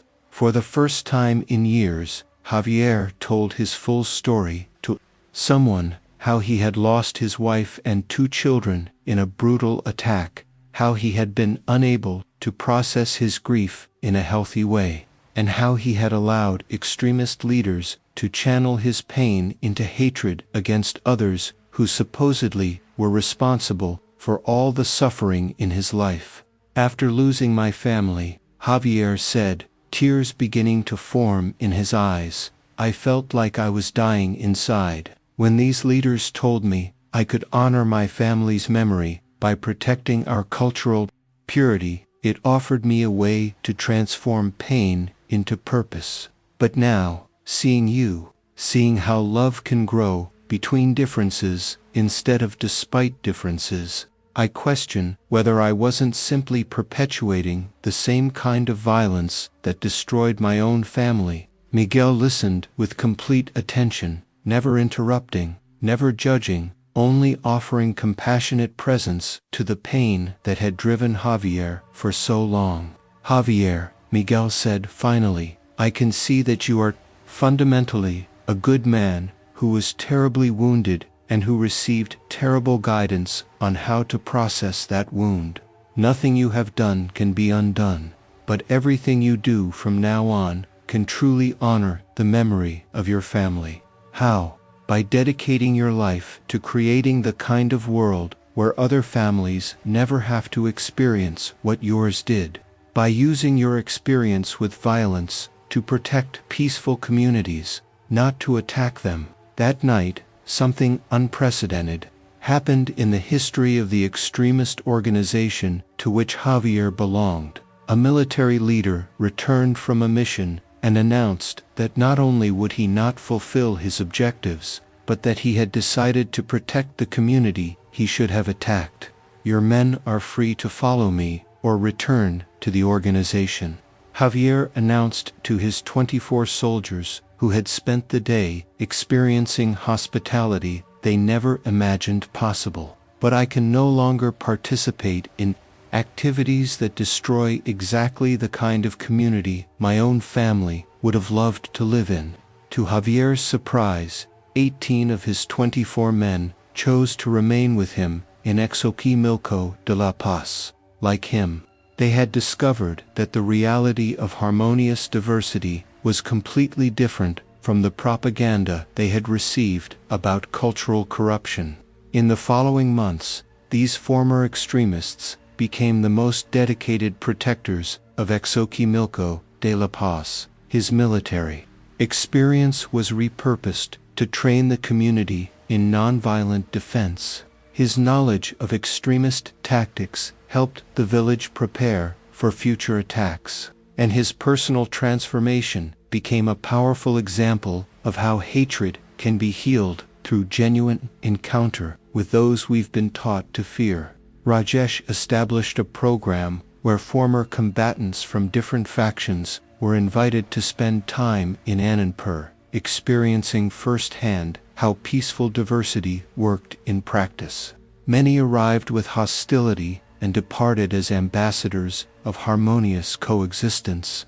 I discovered, Rajesh wrote years later in his memoirs, which became required reading in conflict resolution programs, that genuine hospitality is one of the most powerful forces in the universe. When you treat someone as a human being worthy of respect, regardless of how they came to be before you, it awakens the humanity that has always been present but was temporarily obscured by pain, fear, or indoctrination.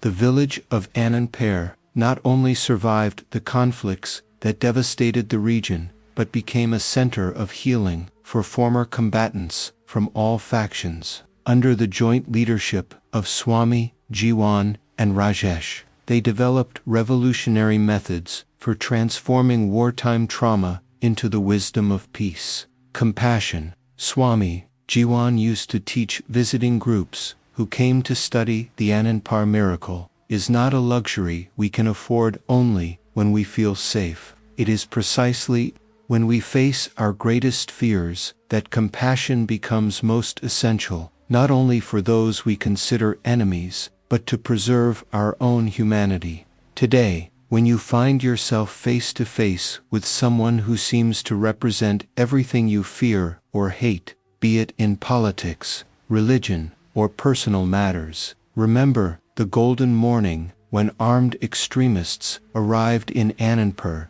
expecting to find enemies and discovered family. Remember that behind every hostile stance lies a human story of pain, fear, or unmet need.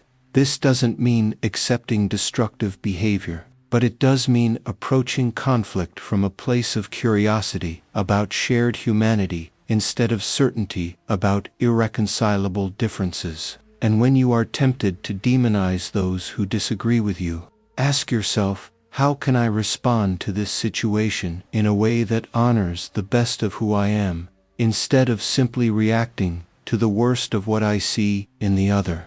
This discovery of how hospitality can disarm even armed hostility reminds me of an even more touching fifth story, about a doctor whose infinite patience with the most difficult patient revealed profound secrets about how compassion heals not only bodies, but souls. Story 5. Dr. Javier and the difficult patient on the bustling streets of San Miguel de Allende, a vibrant city nestled in the heart of Mexico, where artisans hawk their colorful wares and the scent of freshly baked pan dulce fills the air, lived the most skillful physician of his time, Javier Comarabaca, a 41-year-old man whose healing reputation had spread throughout the Americas. Javier wasn't just a doctor in the technical sense. He was an artist of healing who had dedicated 2 decades to the study of traditional Mexican medicine, advanced surgical techniques, and, most importantly, a deep understanding of how emotional and spiritual states affected his patients' physical health. His clinic, built near the historic Parroquia de San Miguel Arcangel was known not only for the efficacy of its treatments, but for the atmosphere of serenity that emanated from every room, where patients felt genuinely cared for even before any medicine was administered. What made Javier truly exceptional weren't just his extraordinary medical skills, although he was capable of performing surgeries that other doctors considered impossible, but his seemingly limitless ability to maintain compassion and patience even with the most difficult, demanding, or hostile patients. True healing, Javier often taught his apprentices during their morning rounds, happens at the intersection of medical knowledge and human understanding. We can cure symptoms with medication, but we heal people through a compassionate presence that acknowledges the suffering behind every illness. Javier had treated royalty, beggars, renowned spiritual leaders, and criminals with the same dedicated quality of attention, never allowing a patient's social status, personality, or behavior to affect the quality of care he offered. His reputation for absolute equanimity had become legendary among medical professionals in the region. This reputation was about to face its most severe test. Father Miguel, a respected priest known for his rigorous dedication to his vows and his occasionally inflexible personality, had developed a complex skin condition that had resisted treatment from several doctors for months. The condition wasn't fatal, but it caused intense itching, visible skin discoloration, and chronic pain that made meditation and sleep nearly impossible. Worse still, Miguel's frustration with his persistent condition had exacerbated less pleasant aspects of his personality. He had become hypercritical, impatient with anyone who didn't meet his impossibly high standards, and deeply resentful of anything he interpreted as medical incompetence. "This is the 6th doctor I've consulted," Miguel announced upon arriving at Javier's clinic on a particularly warm afternoon, his irritation evident even before any examination began. "The previous 5 were utterly useless, obviously more interested in my reputation as a priest than in actually curing my condition." "I understand your frustration," Javier replied calmly, inviting Miguel into an examination room that had been carefully prepared with subtle incense, filtered natural light, and a comfortable temperature. Chronic skin conditions can be particularly challenging, both physically and emotionally. "I don't need your psychology," Miguel retorted abruptly. "I need medicine that works, and I expect you to be more competent than the charlatans I've consulted previously." During the initial consultation, which should have lasted 30 minutes, Miguel constantly interrupted Javier, questioned every question as if it were a legal interrogation, criticized the clinic's conditions, and made disparaging remarks about medical methods he clearly didn't understand. "Why do you need to examine my tongue when the problem is on my skin?" Miguel asked impatiently when Javier requested that he open his mouth. "That seems like a waste of time based on outdated medical superstitions." In traditional Mexican medicine, Javier explained patiently, "The condition of the tongue informs us about the balance of humors throughout the body, including those that affect the health of the skin. Every part of the body is connected to every other part." "That sounds like mysticism disguised as medicine," Miguel muttered, but reluctantly allowed the examination. As Javier continued his meticulous assessment, checking pulse, examining eyes, palpating specific energy points, Miguel maintained a constant stream of critical commentary that would have tested the patience of any less experienced professional. "How much longer will this take? Why are you touching my pulse in 6 different places? Is this really necessary, or just medical theater?" The other doctors didn't do half this excessive analysis. Through it all, Javier remained perfectly calm, never responding defensively. never showing irritation, simply continuing his work with the same dedicated attention he would offer the most cooperative patient. After 2 hours of a thorough examination, which would normally take 45 minutes were it not for Miguel's constant interruptions, Javier had a preliminary diagnosis and a treatment plan. "Miguel," he said calmly, "I believe your skin condition is the result of an imbalance of the humors, exacerbated by chronic emotional tension and specific dietary patterns. The treatment will be threefold: herbal remedies to rebalance your internal constitution, specific dietary changes, and practices to manage tension." "Tension?" Miguel asked indignantly. "I'm a priest. I dedicate my entire life to inner peace and mental control. How can you suggest that my condition is caused by tension?" "I acknowledge your dedication to spiritual practices," Javier replied diplomatically, "but sometimes our pursuit of spiritual perfection can create subtle pressures that manifest physically. It's not a criticism of your practice, just an observation about how mind and body are interconnected." The treatment Javier prescribed was complex and required Miguel to visit the clinic 3 times a week for at least 2 months for specialized topical applications, progress monitoring, and medication adjustments as needed. During the first few weeks of treatment, Miguel remained the most challenging patient Javier had treated in his career. He arrived late for appointments and then complained about having to wait, questioned every element of the treatment as if he were a medical expert, and constantly compared Javier unfavorably to previous doctors he had consulted. "The doctor in Guadalajara told me this condition should clear up in 2 weeks, Miguel said during his 4th appointment, when improvements were visible but not dramatic. "Why is your treatment taking so much longer?" "Each person responds to treatment at their own pace," Javier explained patiently. "I can see definite improvements in your skin's coloration, and you mentioned that the itching has diminished significantly. Genuine healing often happens gradually rather than dramatically." "Genuine healing," Miguel repeated sarcastically. "That sounds like an excuse for slow and inefficient treatment." Through all these challenging interactions, something remarkable was happening that neither Javier nor Miguel had anticipated.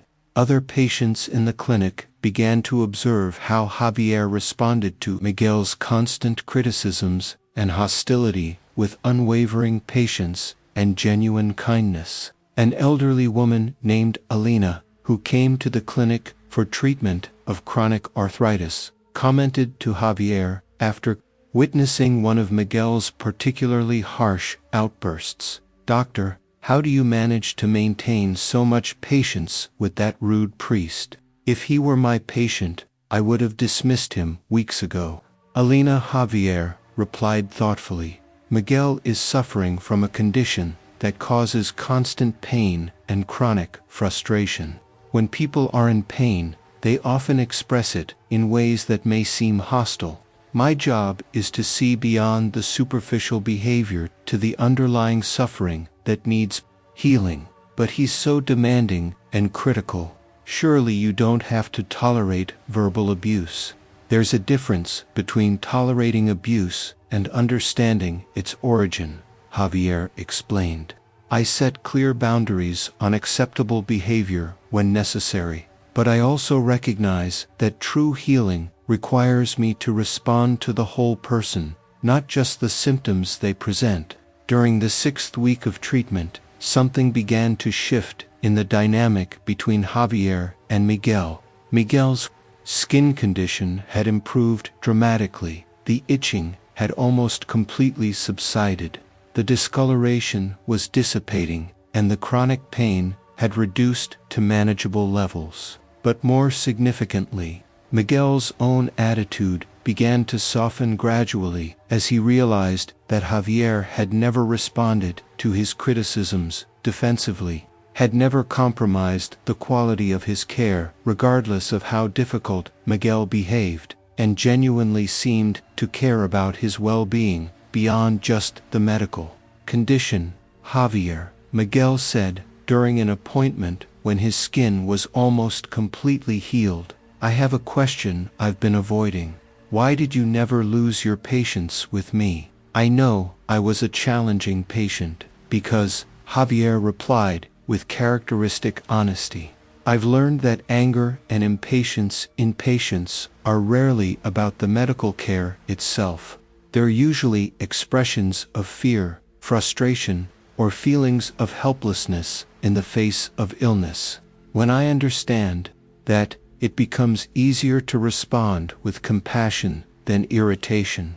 But surely, there must have been times when you wanted to give up on me. Honestly, Javier smiled gently.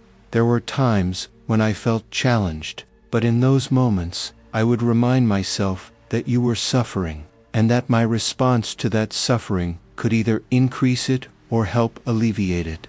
Choosing compassion in those situations is as much a professional responsibility as it is an opportunity for personal growth. For several minutes, Miguel sat in contemplative silence before speaking again. Javier, I must confess something that's difficult for me to admit. In recent years, as my skin condition persisted, I developed a tremendous amount of anger, not just about the condition, but about feeling helpless, about not being able to control something that affected my daily life so much. I directed that anger toward you and other medical professionals, treating you as if you were personally responsible for my frustration. I realize now that this was unfair and counterproductive. Your admission is both courageous and unnecessary, Javier replied. Chronic illness can be extraordinarily challenging psychologically. The way you responded is understandable given the circumstances. But here's what I really want to say. Observing how you responded to my difficult behavior during these weeks has been more healing for me than any medication. You showed me what genuine compassion looks like in action, not just as a concept to contemplate during meditation, but as a living practice applied to challenging real-world situations. As a priest, I study compassion theoretically, but you demonstrated it practically, consistently, without expectation of gratitude or acknowledgement. That lesson will stay with me long after my skin condition is completely healed. In the final weeks of treatment, something beautiful began to happen at Javier's clinic. Miguel, transformed by the experience of receiving unconditional compassionate care, began volunteering his time helping other patients, particularly those who were struggling with frustration or anger about their own conditions. I understand what it's like to be in chronic pain and to feel that medical professionals don't truly understand your suffering, Miguel would say to newly arrived patients who exhibited signs of impatience or hostility. But I've also learned that healing happens more quickly when we approach it as a collaboration rather than a confrontation. Javier observed these interactions with quiet satisfaction, recognizing that true healing had occurred, not only of Miguel's skin condition, but of patterns of anger and impatience that had been affecting his spiritual practice for years. You know, Miguel said to Javier during his final appointment, initially, I thought my skin condition was just an inconvenience that needed to be quickly fixed. Now I realize it was an opportunity to learn lessons about patience, humility, and receiving care gracefully that I never would have learned otherwise. Illness, Javier reflected, often serves as a teacher when we are open to its lessons. Your willingness to learn from this experience is what made true healing possible. Years later, when Miguel became a spiritual leader, he always began his teachings on patience with the story of the doctor who never lost his calm, no matter how difficult his patient became. True compassion, Miguel taught, is not just feeling sorry for suffering beings, it's maintaining kindness and understanding even when those suffering beings express their pain in ways that challenge our own comfort and patience. It's easy to be compassionate with grateful and polite people. The true test of compassion is how we respond when people are at their worst, for that is when they most need our best. Today, when you encounter someone who is being particularly difficult, demanding, or seemingly ungrateful, be it in a professional setting, family dynamic, or casual interaction, remember the clinic where Javaka treated each patient with the same quality of care, regardless of how they behaved. Ask yourself, what pain might this person be carrying that causes them to express themselves in challenging ways? How can I respond to the underlying suffering instead of merely reacting to the surface behavior? And remember that sometimes our most difficult interpersonal challenges are opportunities to develop precisely those qualities, patience, compassion, understanding, that we most need to cultivate for our own spiritual growth. This insight into how patience with difficult people can become a path to profound healing reminds me of an even more touching sixth story about an orphaned child whose presence in a church revealed unexpected truths about the nature of true spiritual community. Story 6. Young Tara, the orphan, and the temple in the serene valley of Lumbini, where Maya Devi gave birth to Siddhartha Gautama, stood one of Nepal's most revered temples, the Temple of Eternal Light, constructed from shimmering gold sandstone that glowed like honey under the morning sun, and white marble that reflected the moon's light during silent nights of spiritual vigil. This temple wasn't merely a place of worship. It was a center of learning, where nun Yashodhara, one of the Buddha's most respected disciples and formerly his wife before his renunciation, had established a community of nuns dedicated not only to personal spiritual growth, but also to preserving and teaching the Buddha's teachings for future generations. Yashodhara, now 53, had transformed her own experience of abandonment when Siddhartha left his palatial life to seek enlightenment to profound wisdom on turning personal suffering into compassionate service. Under her guidance, the temple had become renowned for its scholarship, its meditation practices, and particularly for its commitment to serving the wider community through education, healthcare, and support for those in need.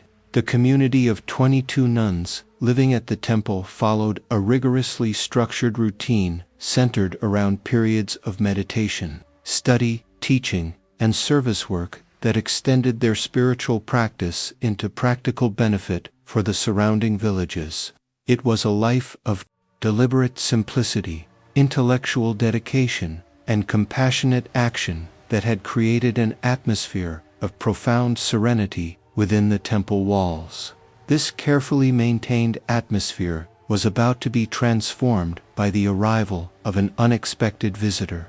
Tara was a girl of only 7 whose entire family had perished in an epidemic that swept through her village during the harsh winter months. The sole survivor, she had wandered for weeks across the countryside, begging for food and shelter, sleeping in abandoned buildings, and gradually making her way toward Lumbini because she had heard that temples sometimes offered refuge to the homeless.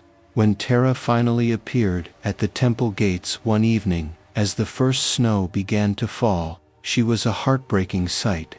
Her clothes were torn and soiled from weeks of travel, her small body was visibly malnourished, and her eyes held an expression of profound loss that seemed impossibly old for someone so young. More concerning still, Tara appeared to have some form of developmental difference affecting her ability to speak clearly, follow complex instructions, or behave in ways that society considered normal for a child her age. She sometimes talked to herself in voices others couldn't hear, became fixated on simple objects for extended periods, and exhibited behaviors that made adults uncomfortable because they didn't understand them. Sister Yashodhara, said Sister Padma, one of the younger nuns who had answered the door when Tara arrived. There's a child here who seems to be an orphan, but she's different. I'm not sure how to handle this. Yashodhara came to the gate and immediately knelt to bring herself to Tara's eye level, speaking softly. Little one, what is your name?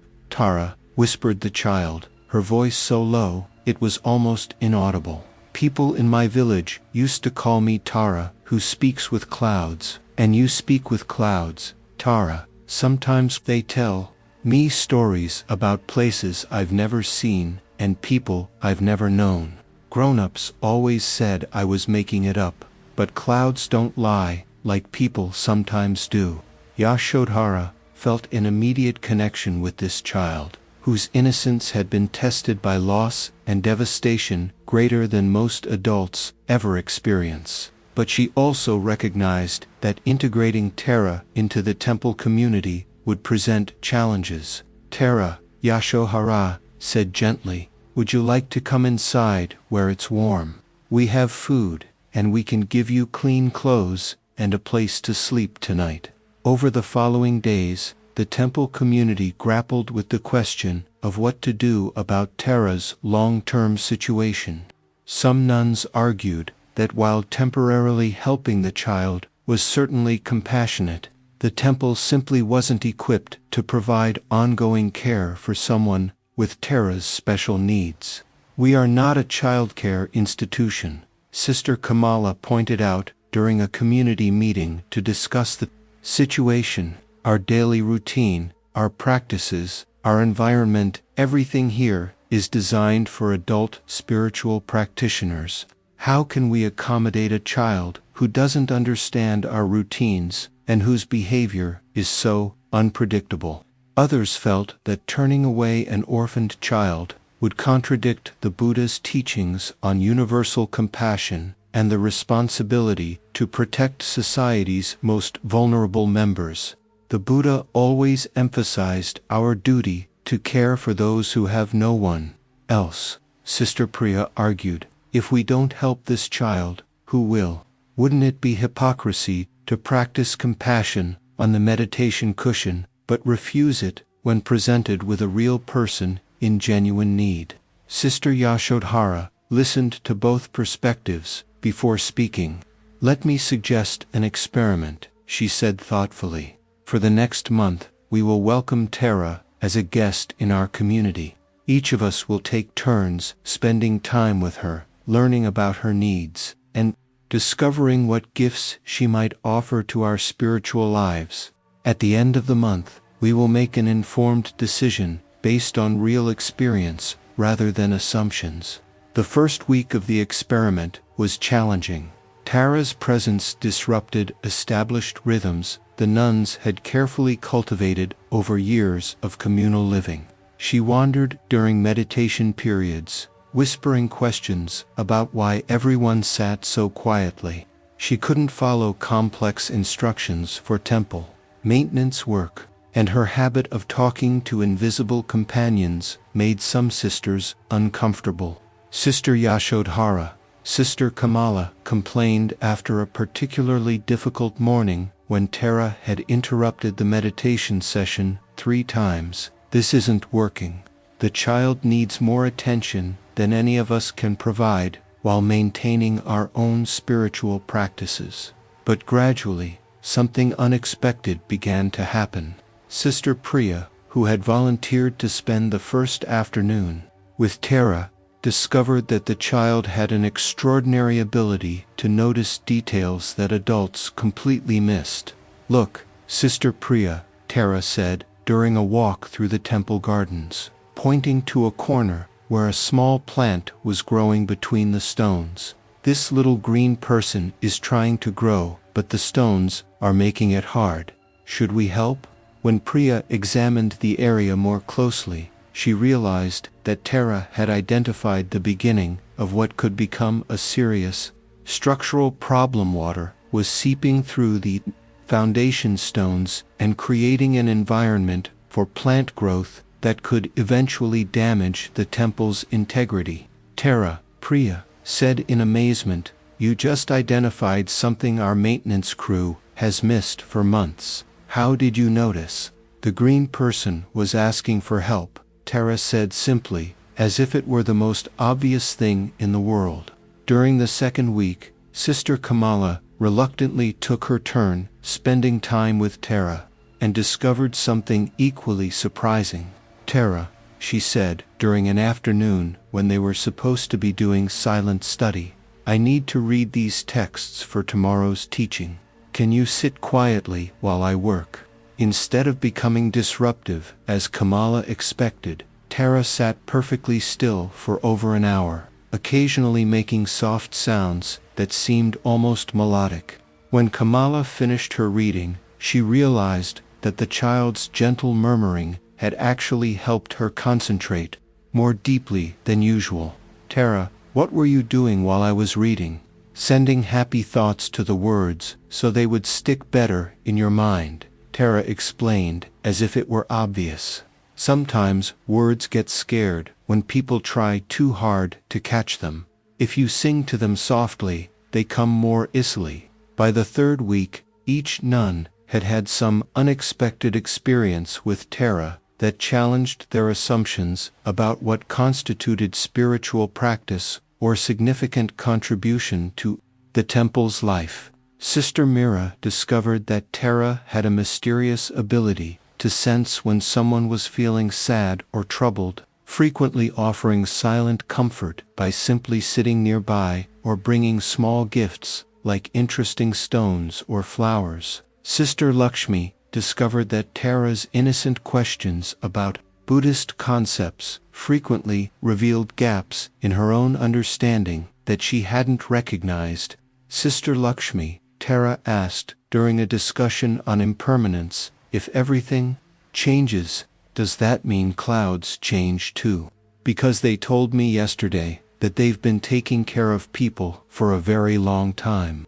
The question forced Lakshmi to examine more deeply what permanence and impermanence truly meant beyond theoretical understanding.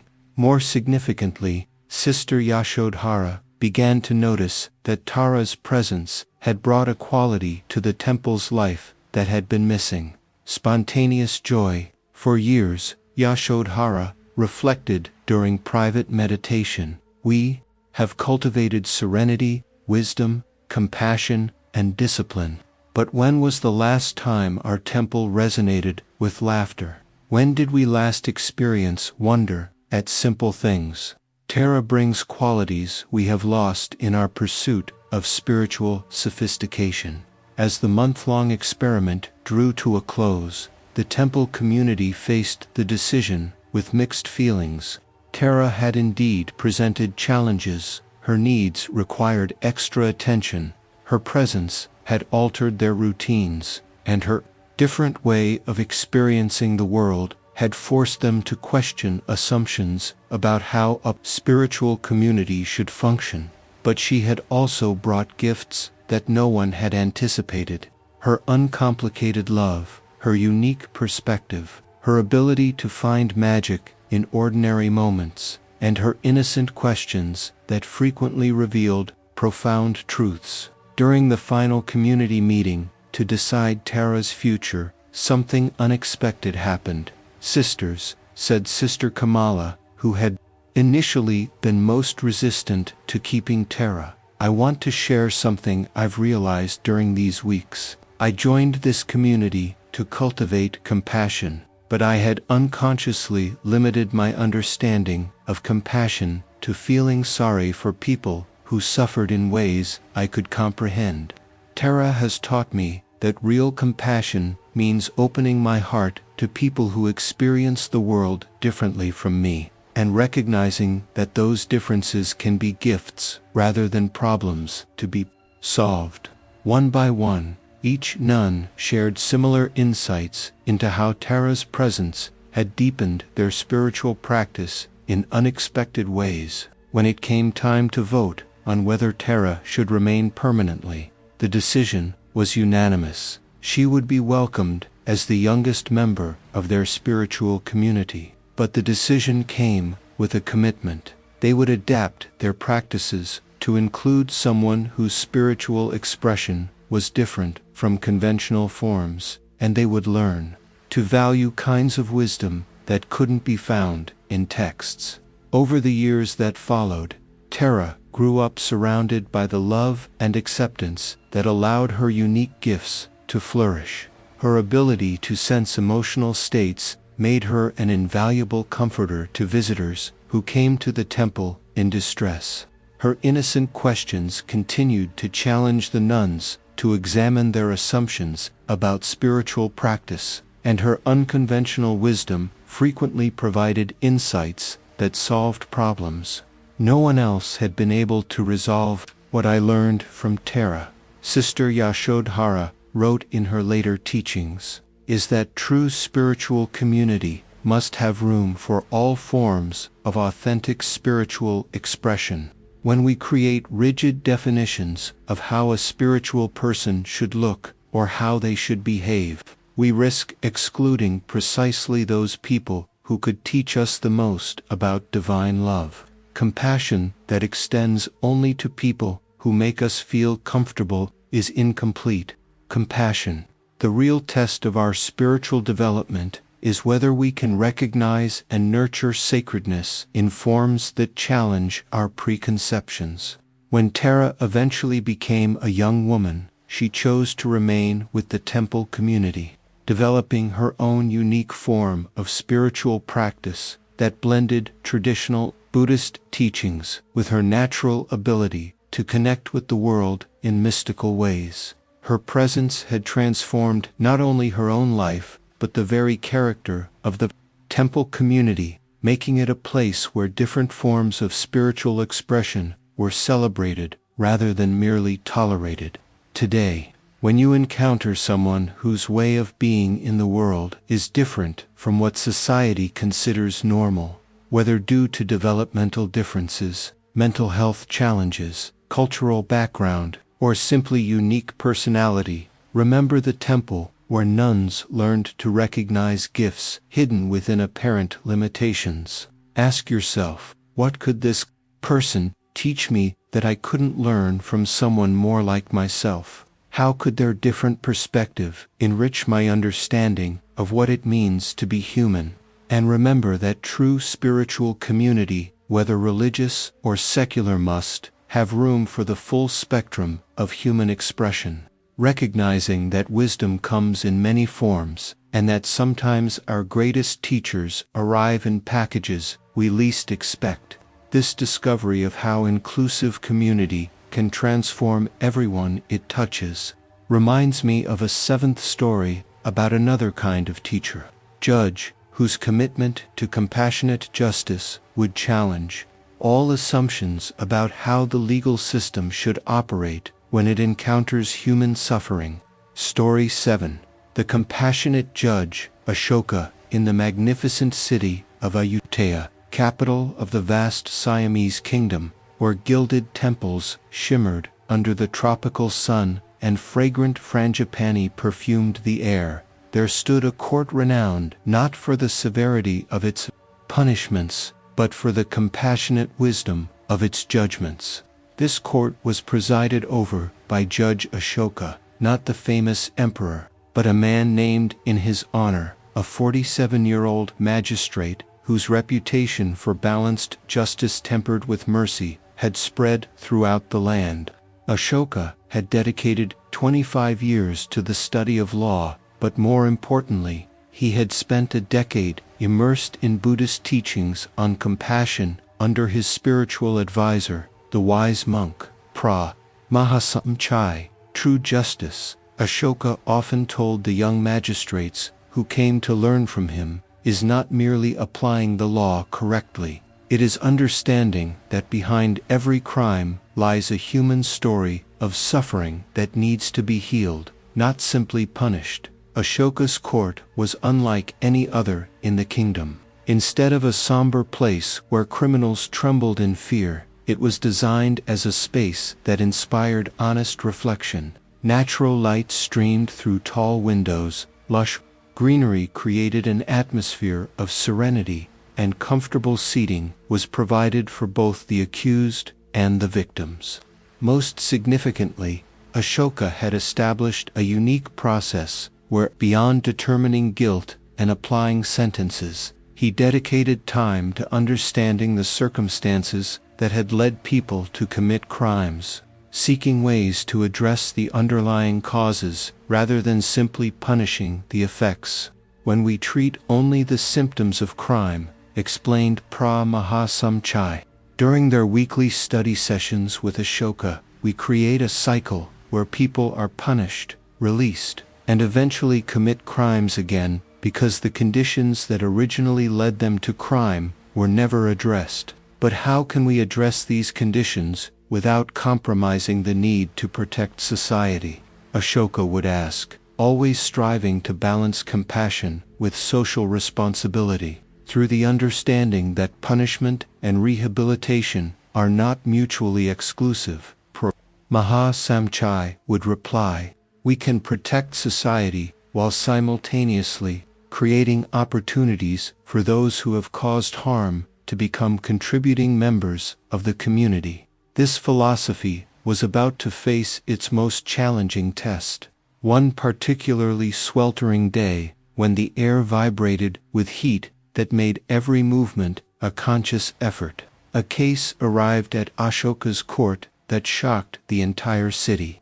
A 22-year-old named Chai had been accused of stealing a significant quantity of rice from a royal granary, a crime that, under traditional law, was punishable by death. But the circumstances of the case were complex in a way that defied simple application of the law.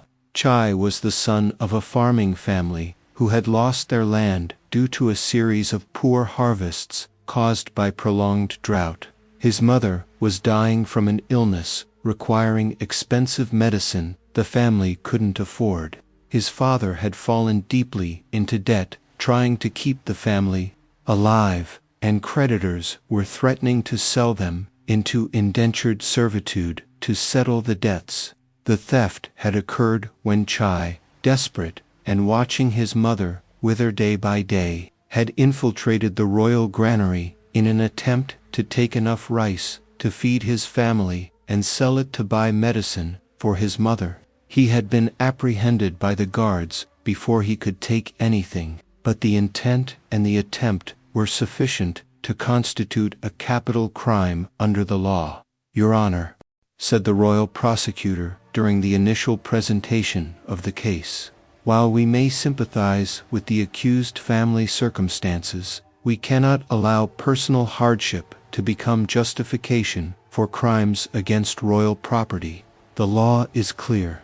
Attempted theft of royal property is punishable by death. And the defense? Ashoka asked, looking at the lawyer appointed to represent Chai. Your Honor, the defense attorney replied nervously, my client does not deny the facts of the case. He did indeed attempt to enter the granary with the intent to take rice. I can only plead for mercy based on the extreme circumstances that drove him to such despair. Ashoka looked at Chai, who stood between two guards, visibly emaciated from malnutrition and with eyes that carried the weight of impossible responsibility for a family slowly dying. Chai, Ashoka said gently, I would like to hear in your own words what led you to make this decision. For the first time since the proceedings began, Chai looked up to meet Ashoka's gaze. Your Honor, he said in a voice that trembled, not from fear, but from emotional exhaustion. I have no excuses for what I tried to do. I know it was wrong to steal, even to save my family. My mother taught me from a young age that we must find honest ways to solve our problems. But for the past 6 months, I have tried everything I could imagine. I sought work on every farm in the region, but the drought meant that no one was hiring. I tried to sell everything we owned, but others were also selling their possessions, so the prices were very low. I applied for royal assistance through the official channels, but I was told there was a 6-month waiting list, and my mother does not have 6 months. She is dying now, today, as we speak. When I saw that there were no legal options left, and heard my mother crying in pain throughout the night, I made a desperate decision, not to enrich myself, not out of greed, but because I could no longer watch the person who gave me life wither away when I knew there was enough food in the royal granaries to feed 1,000 families. I accept whatever punishment your honor deems appropriate. I only ask that, if possible, I be allowed to see my mother one last time before whatever comes next. The court fell into absolute silence as Chai's words echoed through the space. Ashoka could see tears in the eyes of several onlookers, and even the royal prosecutors seemed uncomfortable with the prospect of demanding the execution of someone whose only crime had been desperate love for his family. Chai Ashoka said, after a long moment of consideration, "I will adjourn this hearing for 3 days to allow for a full investigation into the circumstances you have described. During that time, you will remain in custody, but I will arrange for an imperial physician to examine your mother and for your family to receive emergency rations." "I do not understand, Your Honor," said the prosecutor, clearly confused by the unusual decision. "I understand the confusion," Ashoka replied calmly, "but true justice requires that we fully understand the circumstances of a crime before determining the appropriate response. If we are potentially going to take a man's life, we must be sure that we have explored every possible alternative." Over the next 3 days, Ashoka personally conducted an investigation that went beyond the legal facts of the case to examine the social and systemic context that had created Chai's situation. He discovered that Chai's family was one among hundreds who had been devastated by the drought, but that the royal assistance system was inadequate and poorly administered. He found that there was, in fact, enough rice in the royal granaries to feed all the needy families, but that complex bureaucracies prevented efficient distribution. More significantly, he discovered that Chai's mother was indeed dying from a treatable illness, but that the necessary medicines were monopolized by wealthy merchants who artificially inflated the prices. When Ashoka reconvened the court 3 days later, he had developed a response to the case that none of those present anticipated. "Chai," he said, as the young man was brought back to the court, "based on my investigation, I have determined that you are technically guilty of the crime of attempted theft of royal property. The law offers no exception for difficult personal circumstances, no matter how compassionate." Chai's heart sank, and many in the court lowered their heads, expecting the inevitable death sentence. However, Ashoka continued, "I have also determined that the system that allowed your situation to reach such despair is equally guilty of negligence that contributed to this crime. Therefore, my sentence will be unconventional. You will be found guilty and will receive a sentence of 6 months of community service working to reform the royal assistance system, ensuring that other families do not face the same unnecessary despair that led you to crime. During those 6 months, you will receive sufficient wages to support your family, and I will personally arrange for your mother to receive the necessary medicines through royal resources. Furthermore, I am ordering a complete overhaul of the emergency food distribution system, and you will be my chief consultant on how to make it more responsive to the real needs of families in crisis."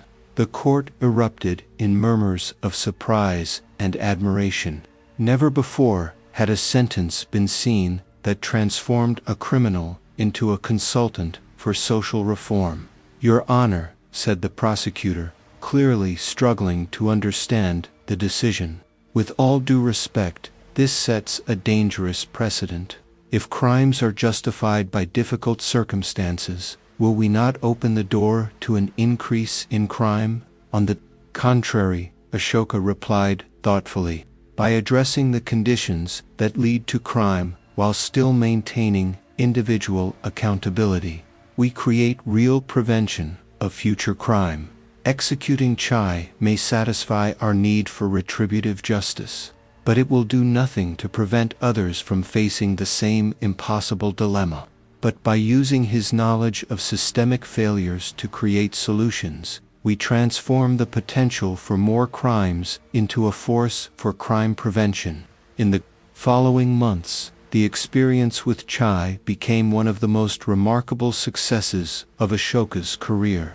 Under Chai's guidance, who intimately understood the flaws of the assistance system because he had suffered from them, dramatic reforms were implemented that reduced poverty-related crimes throughout the region. Chai's mother recovered completely with proper medical treatment, and he became one of the most effective administrators of the imperial social assistance system, dedicating his life to ensuring that no family faced the kind of despair that had almost led him to death. What I learned from Chai's case, Ashoka wrote in his judicial reflections that became a classic text on compassionate justice, is that true justice requires that we see beyond individual acts to the systems that create conditions where criminal acts become irresistible temptations. When we respond to crime with punishment alone, we lose opportunities to transform both the criminal and the conditions that created the crime. When we respond with compassionate wisdom that addresses both cause and effect, we create justice that heals rather than simply punishes. Years later, when young magistrates came to study with Ashoka, he would always take them to meet Chai, who had become a symbol of how transformative justice can work in practice. True justice, Ashoka taught, asks not only what did this person do, but also why did they do it, and how can we create a world where destructive choices become unnecessary. Compassion in justice does not mean being soft on crime. It means being intelligent about how to create a society where crime becomes increasingly less likely because basic human needs are met and opportunities for meaningful lives are available to all. Today, when you find yourself judging someone for their actions, whether in formal contexts or in the daily interactions of life, remember the court where Ashoka discovered that true justice goes beyond determining right and wrong to ask how we can create conditions where right choices become easier for everyone. When you see behavior that irritates or disappoints you, pause and ask, what circumstances might have contributed to this choice? How can I respond in a way that encourages better choices in the future? And remember that some of the most profound transformations occur when we respond to failures with opportunities for growth, recognizing that we are all products of our circumstances and capable of change when given appropriate support.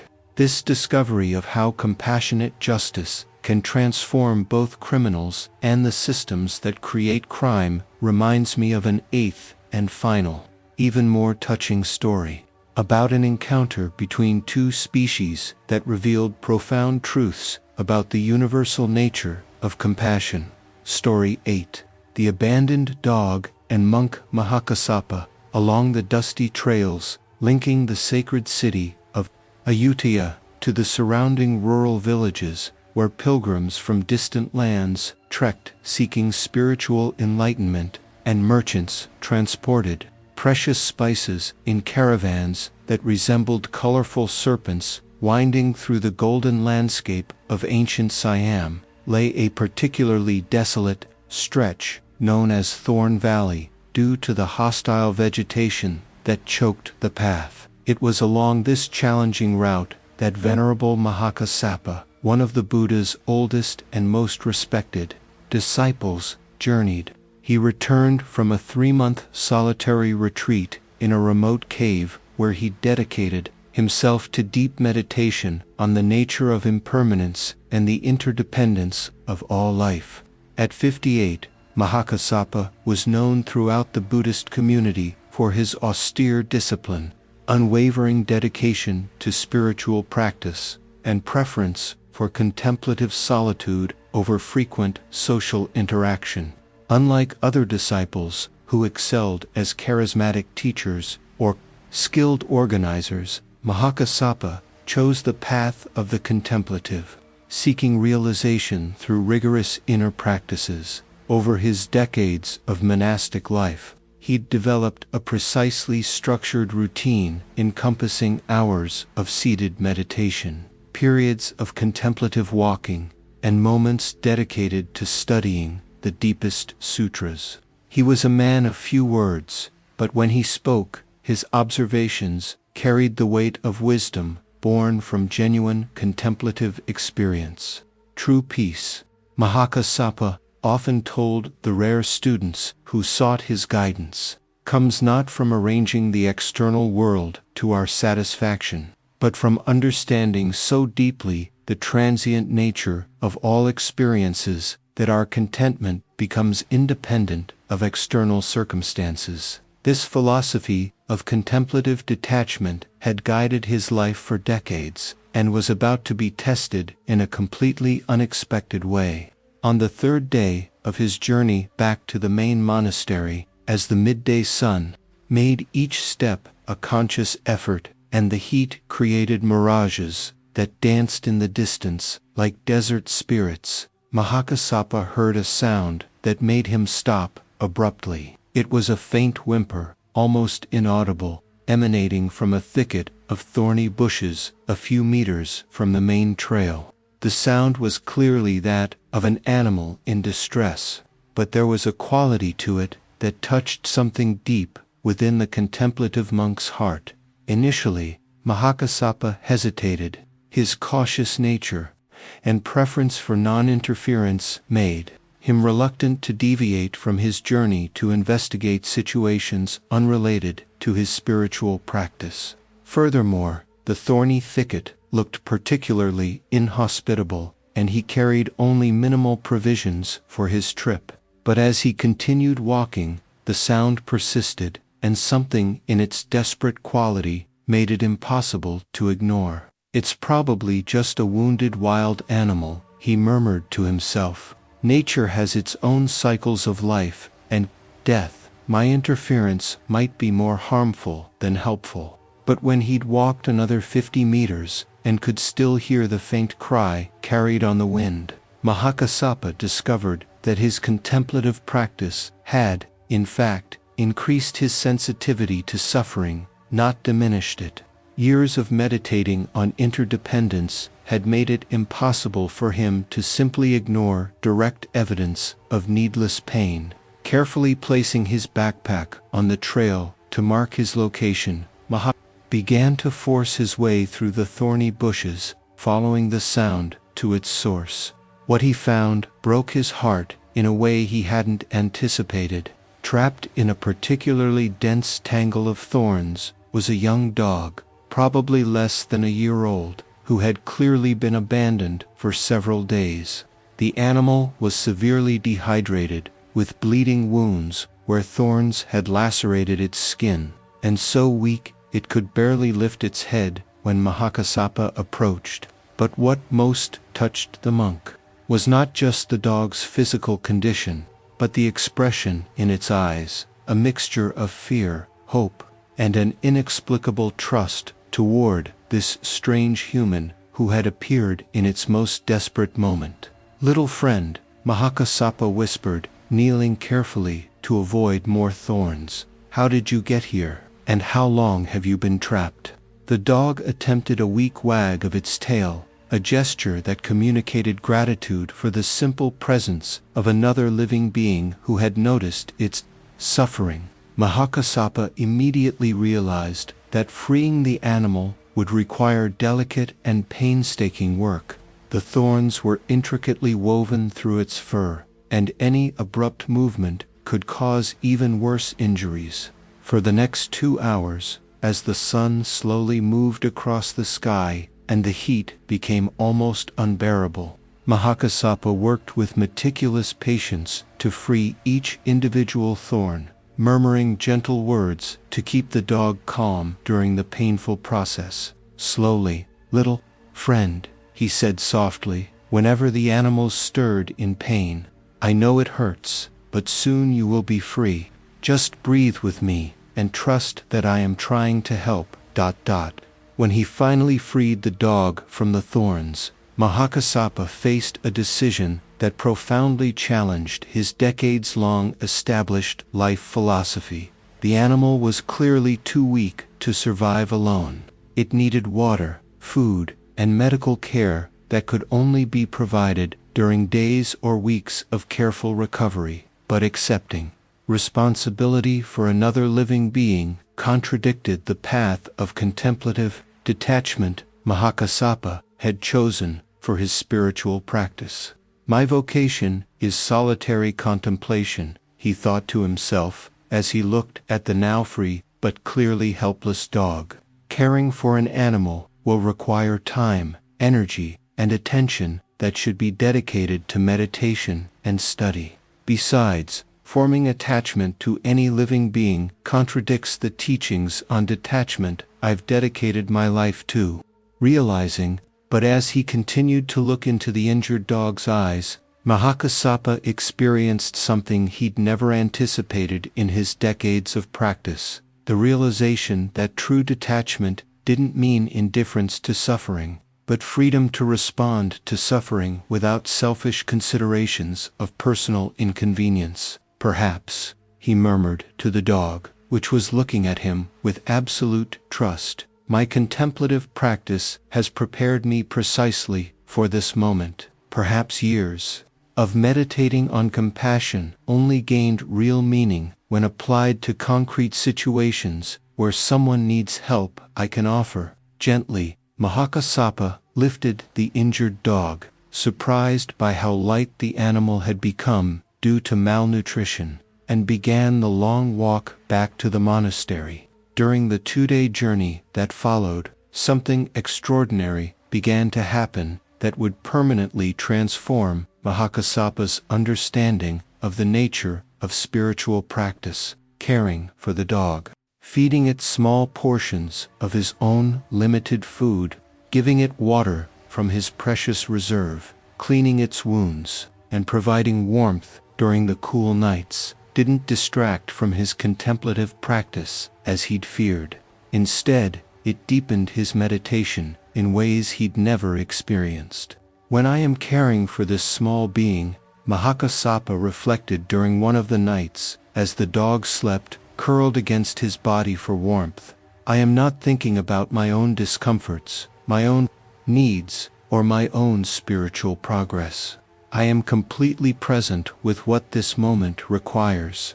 This is not a distraction from mindfulness. It is mindfulness applied in a way that makes it possible to completely forget myself. As the days passed, the dog gradually recovered under Mahakasapa's dedicated care.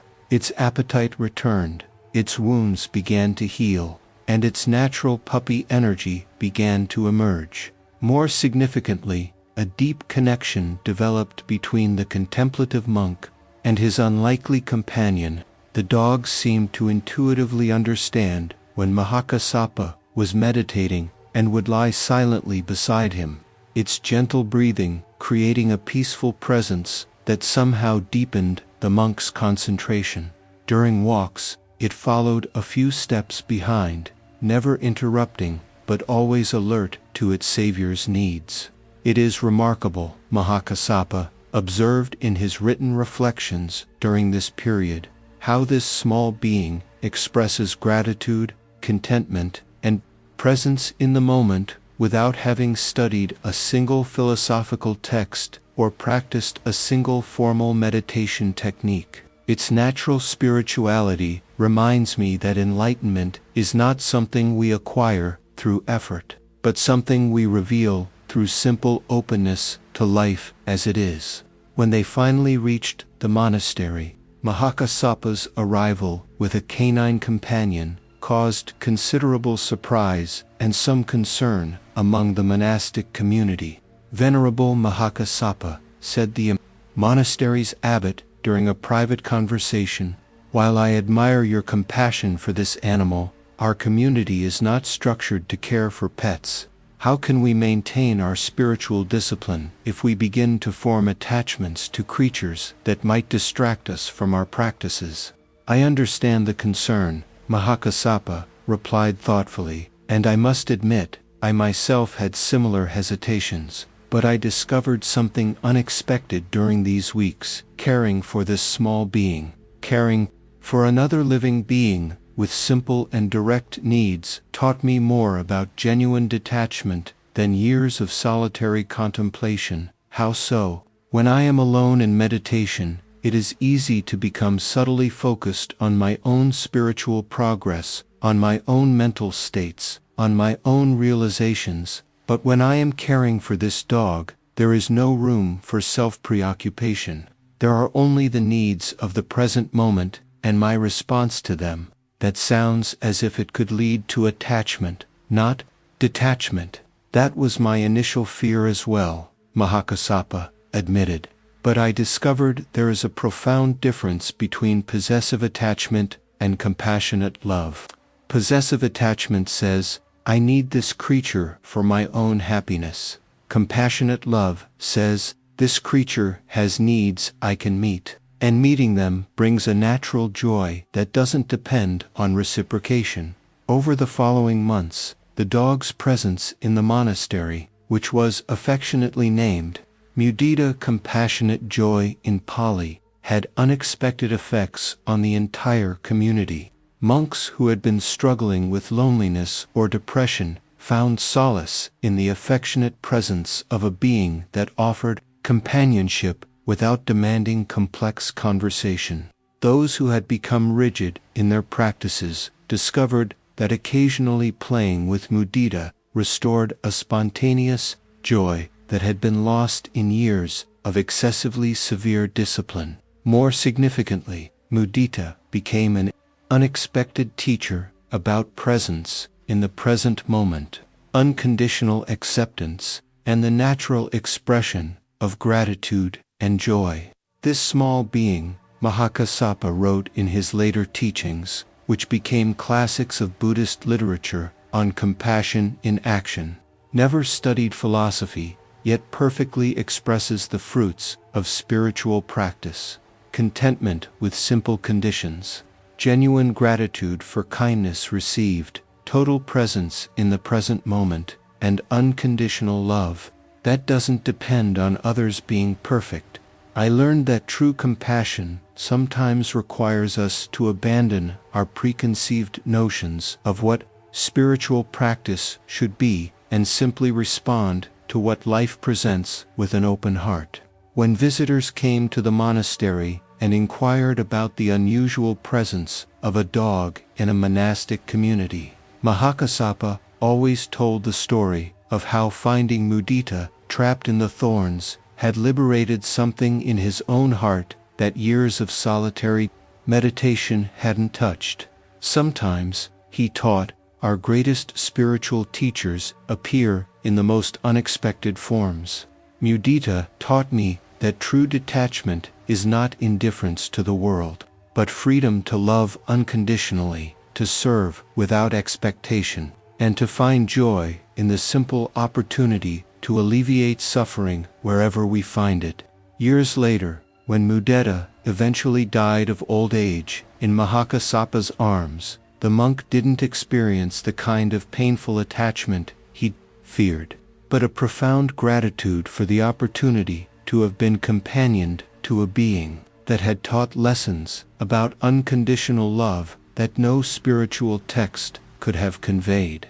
Mudita's death, he wrote in his final reflections, taught me the ultimate lesson about impermanence. When we truly love without possessive attachment, loss becomes not a source of suffering, but a celebration of having had the privilege of participating in the mystery of love that connects all life. Today, when you encounter someone or something that needs care, whether a pet requiring attention, a loved one going through hardship, or a stranger who simply needs kindness, remember the dusty road where Mahakasapa discovered that true spirituality sometimes requires abandoning our plans to respond to what life presents. Remember that caring for others with genuine needs is not a distraction from spiritual practice. It is spiritual practice in its purest form. It is at the intersection of contemplation and active compassion that we discover the deepest meaning of our shared humanity. And when you are tempted to avoid responsibilities that seem inconvenient or that don't fit into your personal plans, ask yourself, could this be a disguised opportunity to practice the kind of selfless love I've always admired in others? Sometimes our greatest spiritual growth comes not from following established routines, but from having the courage to let spontaneous compassion guide our choices, even when it means temporarily abandoning our own plans to serve more urgent needs around us. As this journey through 8 tales of compassion draws to a close, take a deep breath and let the lessons settle gently in your heart like lotus petals landing on the surface of a tranquil pond. Tonight, you discovered that compassion isn't merely a pleasant feeling, but a transformative force capable of healing wounds that seemed incurable, of building bridges across chasms that appeared impassable, and of revealing light in places where only apparent darkness existed. Through the forest where Anya transformed a violent thief into a protective guardian, you learned that behind every act of cruelty lies a story of unhealed pain waiting for someone brave enough to see humanity beyond hostile behavior. In the icy mountains where Maya confronted her son's murderer, you discovered that true forgiveness isn't a gift we give to those who hurt us, but a liberation we offer ourselves from the toxic weight of carrying hatred that only multiplies suffering in the world. In the fragrant gardens where Devraj abandoned spiritual rivalry, you understood that true competition isn't about surpassing others, but about transcending lesser versions of ourselves by embracing our shared humanity. In the village of Karuna, where armed extremists discovered family, you witnessed how genuine hospitality can disarm even the most dangerous hostility, transforming enemies into protectors through the simple act of treating people as human beings worthy of respect.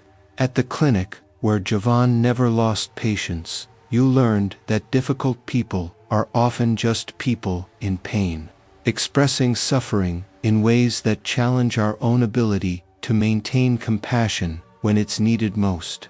In the temple where Tara found home, you discovered that a true spiritual community must have space for all forms of authentic expression, recognizing that wisdom comes in many forms and that our greatest teachers sometimes arrive in packages we least expect. In the courthouse where Ashok practiced compassionate justice, you saw how responding to problems through understanding their underlying causes creates lasting solutions that heal entire systems, not just individual symptoms. And on the dusty road where Mahakasyapa met Mudita, you understood that true spirituality sometimes requires abandoning personal plans to respond to what life presents, discovering that caring for others with genuine needs is spiritual practice in its purest form. All these lessons converge on a simple yet profound truth. Compassion is a conscious choice we make moment by moment, day by day, to respond to the suffering of the world, including our own suffering, with understanding that heals instead of judgment that divides. Tonight, as you prepare for restful sleep, carry these stories in your heart as seeds of transformation that will continue to grow long after their specific words are forgotten. Tomorrow, when you awaken, you will have countless opportunities to practice the compassion you've learned with a family member who irritates you, with a colleague who seems incompetent, with a stranger who treats you poorly, and especially with yourself when you make mistakes or face natural human limitations. Remember that each moment of genuine compassion, no matter how small, contributes to healing humanity's collective wounds and creating a world where love is more possible for all beings.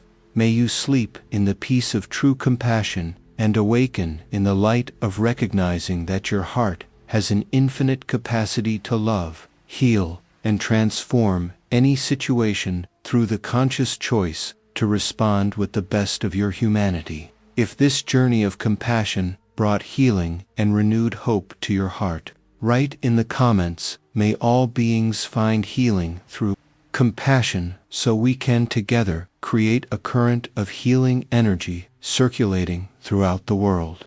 If these stories brought serenity to your evening and awakened a greater capacity for love in your heart, like this video, each like is a vote of confidence that allows us to bring this ancient Buddhist wisdom to even more people seeking to transform wounds into healing wisdom. Subscribe to the channel to receive new journeys of Buddhist wisdom that transform restless nights into sacred periods of inner growth and restful sleep, and enable notifications by tapping the bell to be notified whenever we post new nighttime practices that cultivate compassion as medicine for the weary soul. Your heart deserves this constant refuge of unconditional love. May you sleep in the peace of true compassion and awaken in the light of recognizing that you have the power to heal any wound through conscious choices of love. Until our next journey together.